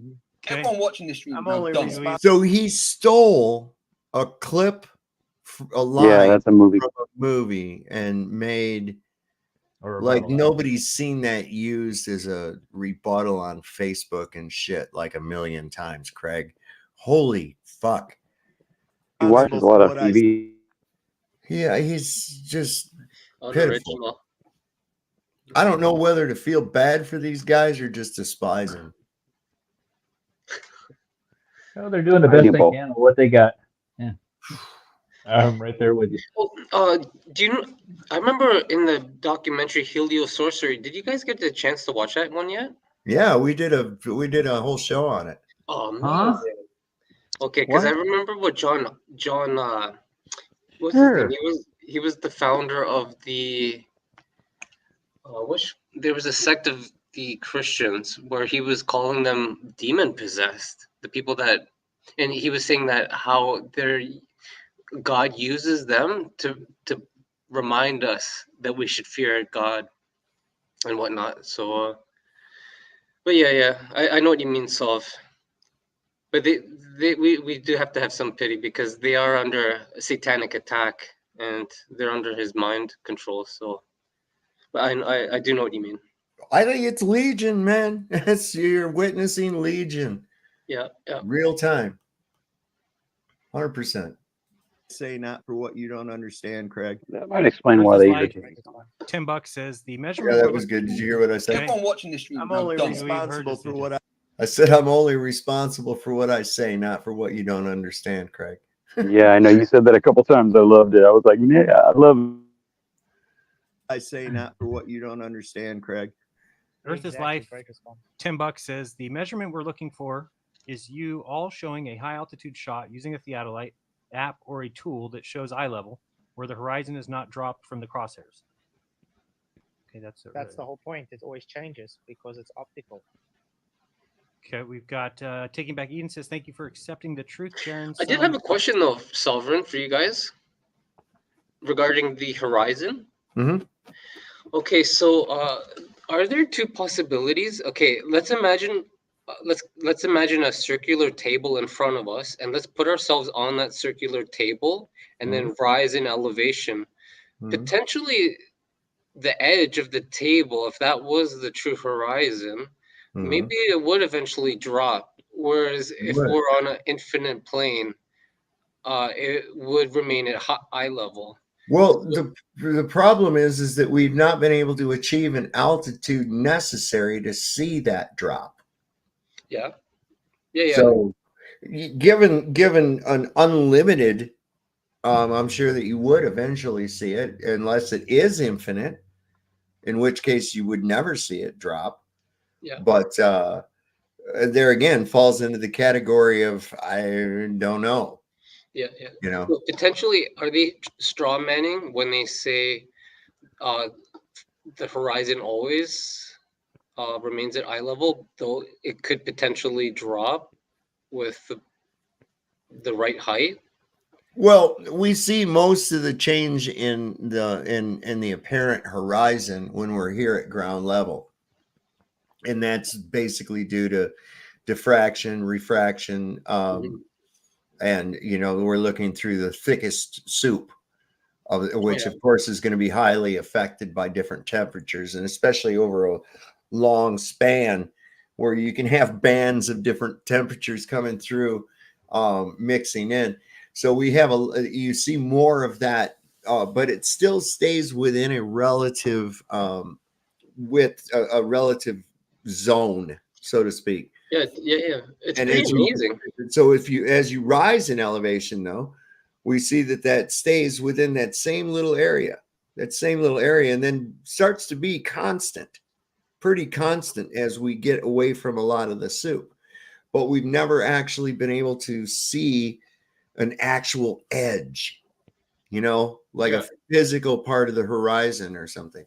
So as far as we're concerned, until we can achieve an altitude to indicate otherwise, we don't see any drop in it. It's usually just like when you're standing, it's just like right below your eye level, just below it, not right at it because you've got height, but it's just like right just below eye level, and it remains there.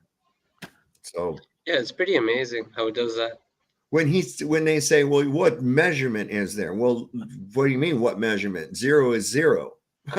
If we're on a ball, we would definitely see the horizon physically drop as we rose in elevation, but that's not a story that fits in our book. It doesn't work. That's right. And we would see the curve from as we rise. Absolutely. So this is I saw. I see where they're going with the theodolite one. Don't they level out the theodolite at distance from at a certain level? And as you go higher, they're expecting the drop to be in front of them. Theodolites only work at like 100 feet, 250 feet. That's as far as their horizons go with most theodolites. I'm not real 100% familiar. I mean, I know what the object is. It's just a sighting instrument. Yeah. Any kind of sighting instrument. Local building and. I mean, I could put a bubble level on my scope and level my rifle, and got the same thing going on right there. I've had to adjust that, for the minutes of angle and everything so that it's right on target, compensate for the height of the scope to the barrel. You have to do all of that. Yeah. Well, what I was saying, Saab, is that they're saying that due to curvature, you have to drop your horizontal in the theodolite as you rise up in altitude. That's what they're saying, right? Well, they're saying that, but we don't see any. Yeah. They're not. They don't do that. They don't drop it. They level it. It's at the same place every time. They have to level it again, even the higher they go. Yeah, you always want to make sure it's level, but that level is going to be level no matter to everywhere. There's no. It's not a tangent point. That's ridiculous. Is that what they're looking for? Tangents? Huh. That's what they claim level is a tangent point. To the star out in the middle of the sky, right? I guess. Like at some point, quadrant. With a quadrant, they do the same thing. They use a plumb bob. When they do plane surveys, they measure flat. Geodetic surveys take the sections of plane survey, stitch it together, and then add curvature to it. Yeah. Oh, they just add access to it. But they're doing that digitally now. Before they used this an equation with rise over run to spread it out, and they didn't use solid triangles. I've listened to Brian go through this. Railroad.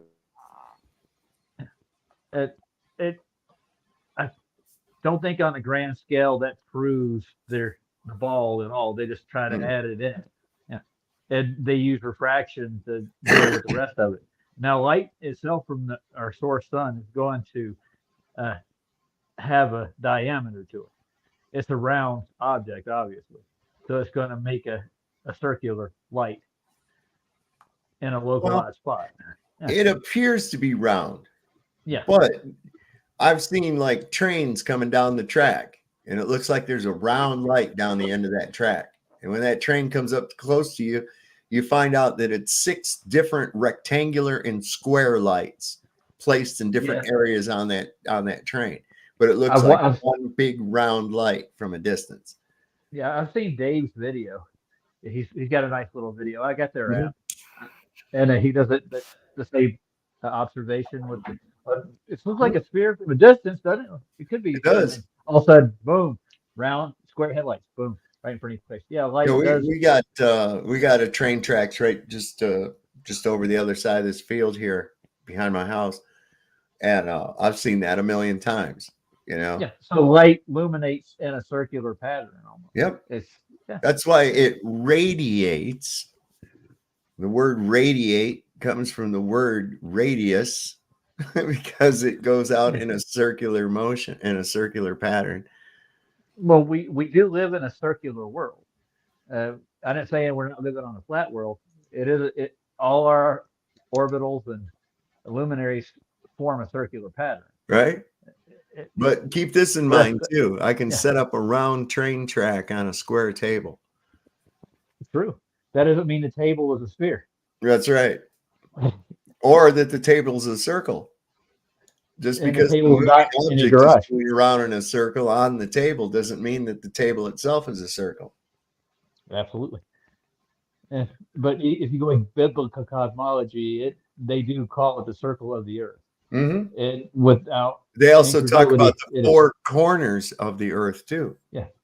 I have a tattoo on my leg. It's of the 4 winds. It's a Vietnamese symbol. I got it when I was a little skateboarding kid when I was growing up, and I don't know why I got it. But I also got the Polaris and its 4 seasons tattooed on my arm too.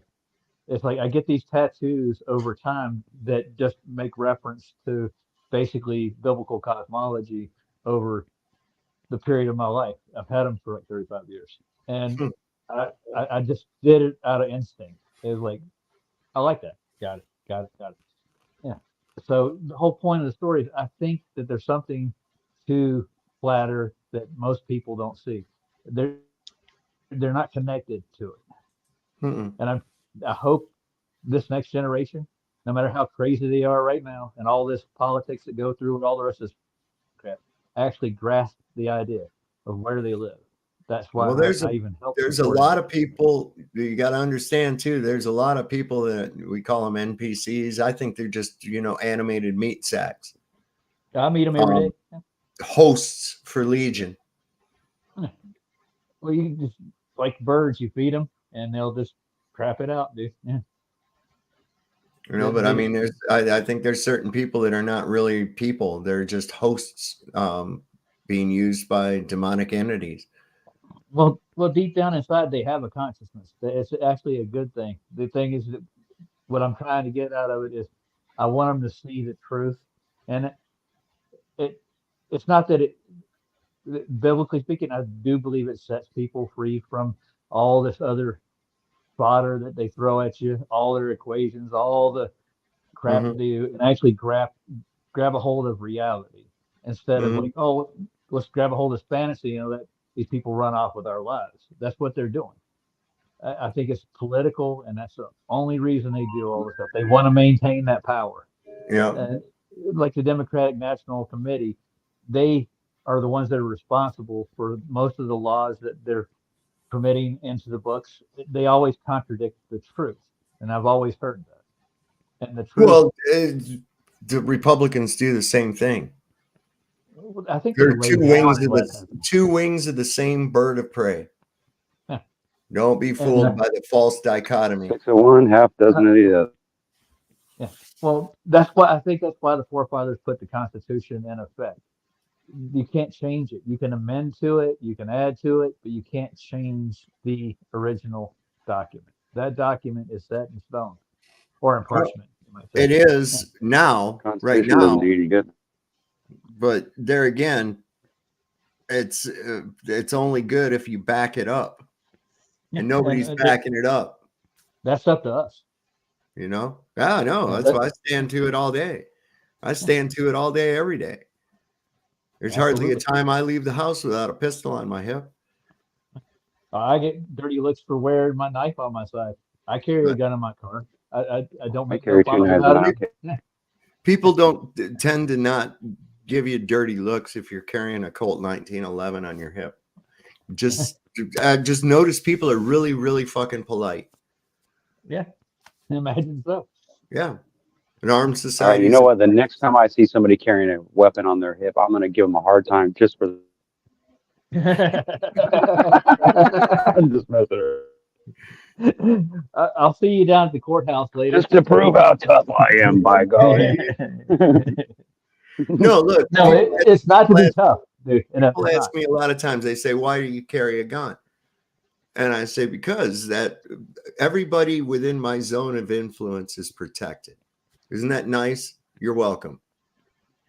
Yeah, I usually don't get scared unless the person's wearing a costume.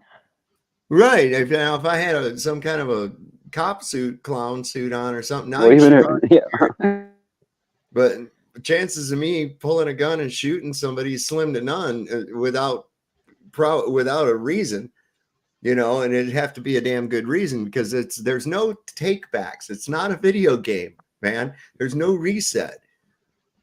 There's no calling that bullet back. There's no calling it back. When it's done, it's done. That's it. So you have to keep that in your mind all the time. And if you're in self-defense and it's justified, yeah, they have nothing against you. Well, they'll try. They'll definitely try. Well, that's why they call it test the line sometimes. You know, they'll lie about what you did or what you saw or what they saw. But see, here's the thing too. Getting it up to around my age, a life sentence don't mean a whole fucking lot to me. You know what I'm saying? I do. Yeah, that's somebody 20. How long am I going to live? You know? Yeah, 20-year-old. That's a heavy duty fucking thing. You get up to around 60 years old and shit. Fuck it. Who cares? Go. Life sentence. Shit. What's that? 10 more years? Fuck you. Well, people like Brenda and McToon, they'll lay down and they'll just be submissive as hell. And they'll get run over all their lives, and they'll never actually amount to much of anything. I'm just saying. They not only love their captors, they depend on them. Yeah, they're on daddy's shit. Yeah. Okay, thank you for $2. Earth is Life, back again, $5 says, this container you speak of, is it a solid container? Wouldn't it have to be solid to be able to hold gas pressure? Yeah. Duh. Would have to be physical. Obviously solid enough to hold it in. No one says if it's a liquid or a solid physical. Whatever, physical, but it's physically there containing. Okay. We've got FTFE and MC Tune. Thank you for being the only ones that are educated to know what you're talking about. That's from 3 Ron, $5. Wow. Taking back Eden. What the fuck was I want to know who that person was. Were they even watching this? Holy shit. How do they just came in every once in a while. You know, it's probably McToon's mom sent that. No, it was probably McToon himself. Yeah, right. One of his many personalities. Please reconsider Jesus. He heals, saves. Thank you. That was blunt. Yeah. Frankly, sorry. There you go. Rubs, $5. Thank you very much for that, and enjoy your name. If the Earth is round, I will never. $5 from Rubs again. Taking Back Eden says. Yes, MCA FTFE, thoughts on PBS Nat Geo curve fakery? $2. Right.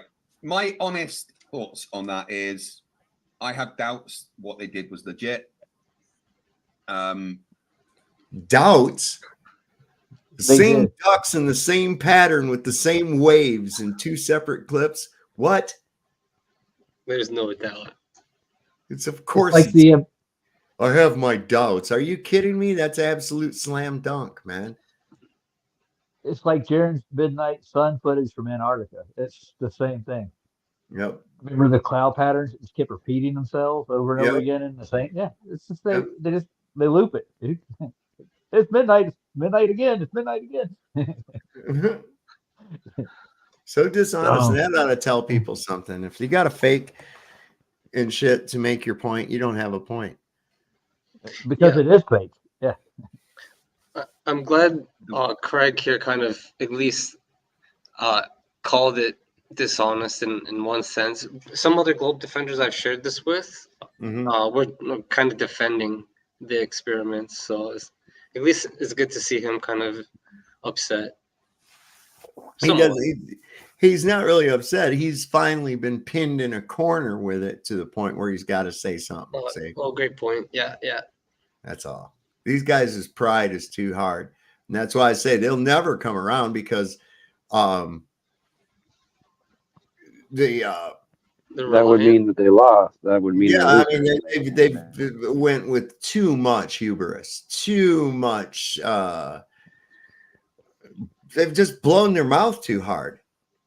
They can never go back because they're afraid of the smoke that'll come with it. Everybody teases. All their fans would basically jump on. Yeah. Well, my dad and my grandpa those used to say exist. this. When I was a kid, they used to tell me, "Don't let your alligator mouth overload your canary asshole." There you go. That's exactly right. Yeah, I heard it differently, but it was similar. Yeah. Yeah. And that's what's happened. I heard it. Don't let your mouth cash checks at your ass, or don't let your mouth something like that. Don't let your mouth write checks that your ass can't cash. That's right. Your ass can't cash that. Yeah, I've heard that one too. But we only got a little bit more to get through on this thing, so the way it's edited is sus, right? But I Tune, your thoughts? Yeah, I mean, it was a TV show. It wasn't a scientific peer-reviewed experiment type thing. So it's a little different than that. But yeah, I mean, the editors of the video were putting stuff together. They weren't quite right. Yeah, I think we need to point out though that nobody should really use that as evidence of anything because it is the same. Every time somebody mentions Brenda, she shows up. I don't know what it is. Every time. I haven't seen her. Yeah, she's right here. Oh. She's right here. Look. There she is. Yeah, she's lovely. Yeah. Isn't she lovely? Oh, come on. Not really. Make a point. Whether they got that result or not is kind of irrelevant. The way it's edited together is just the job of making it look good on a TV show. I would not use that as evidence because I don't think it holds up to scrutiny personally. And the fact that Stephen Hawking was involved in it was completely unnecessary, in my opinion. Stephen Hawking didn't even know he was involved in it. He didn't even know he was involved. Just wheel him out there. If he could really talk, he'd probably say something like, "Help, these people are abusing me. They're making me wheel them around, and they got this guy with a speaking spell making me say shit.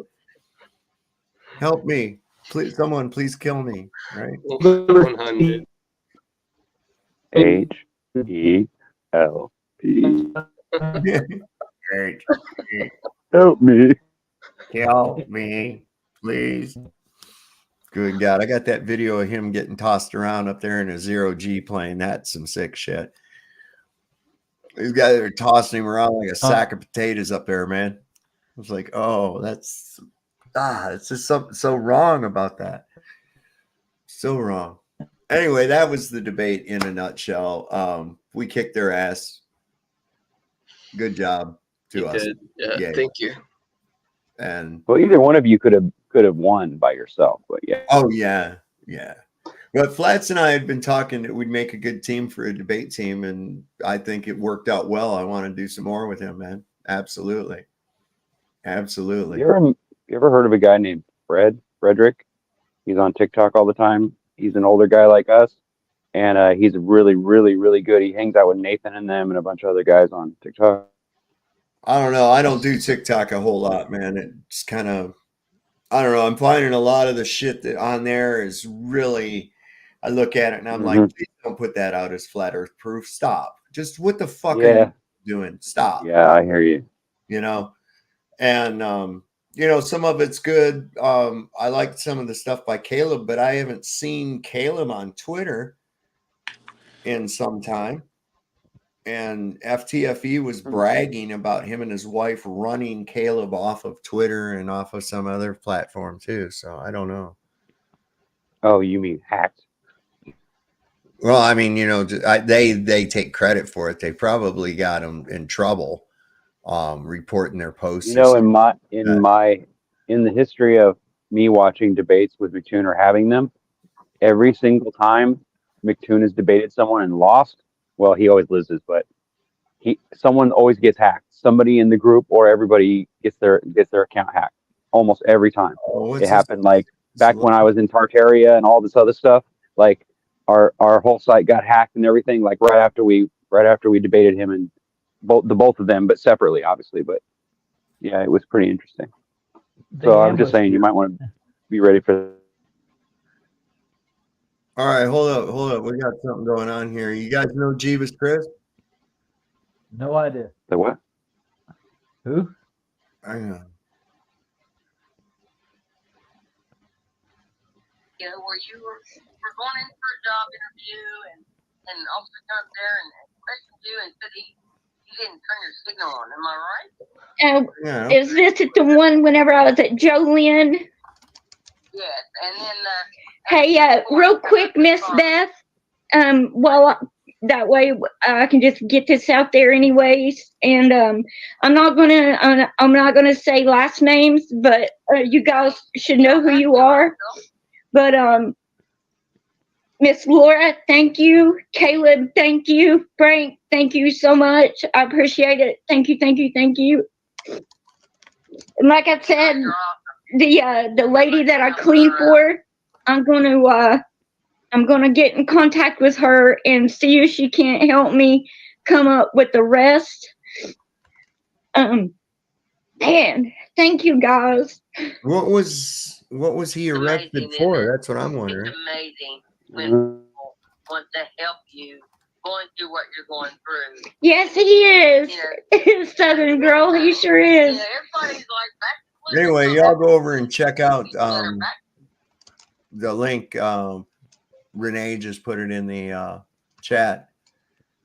Sarah's trying to get some funds together for I guess I'm trying to find out why he was arrested.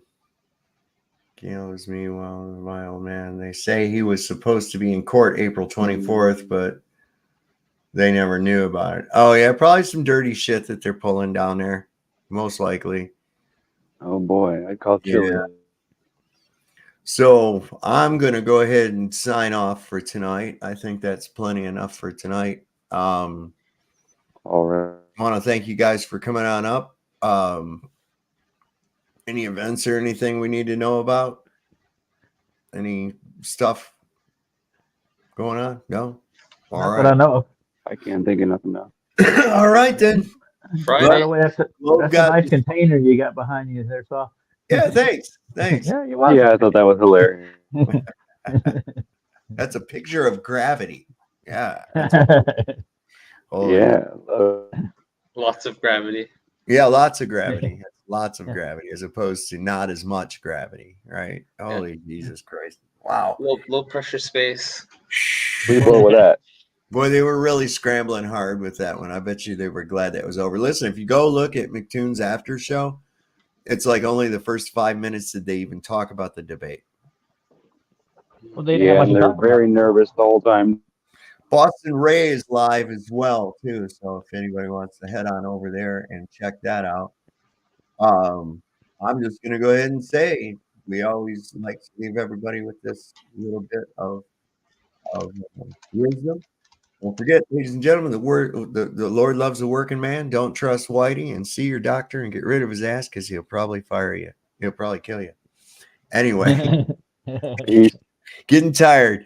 We'll see you all next time on Sovereign Soul Unchained Mind. Till then, peace out.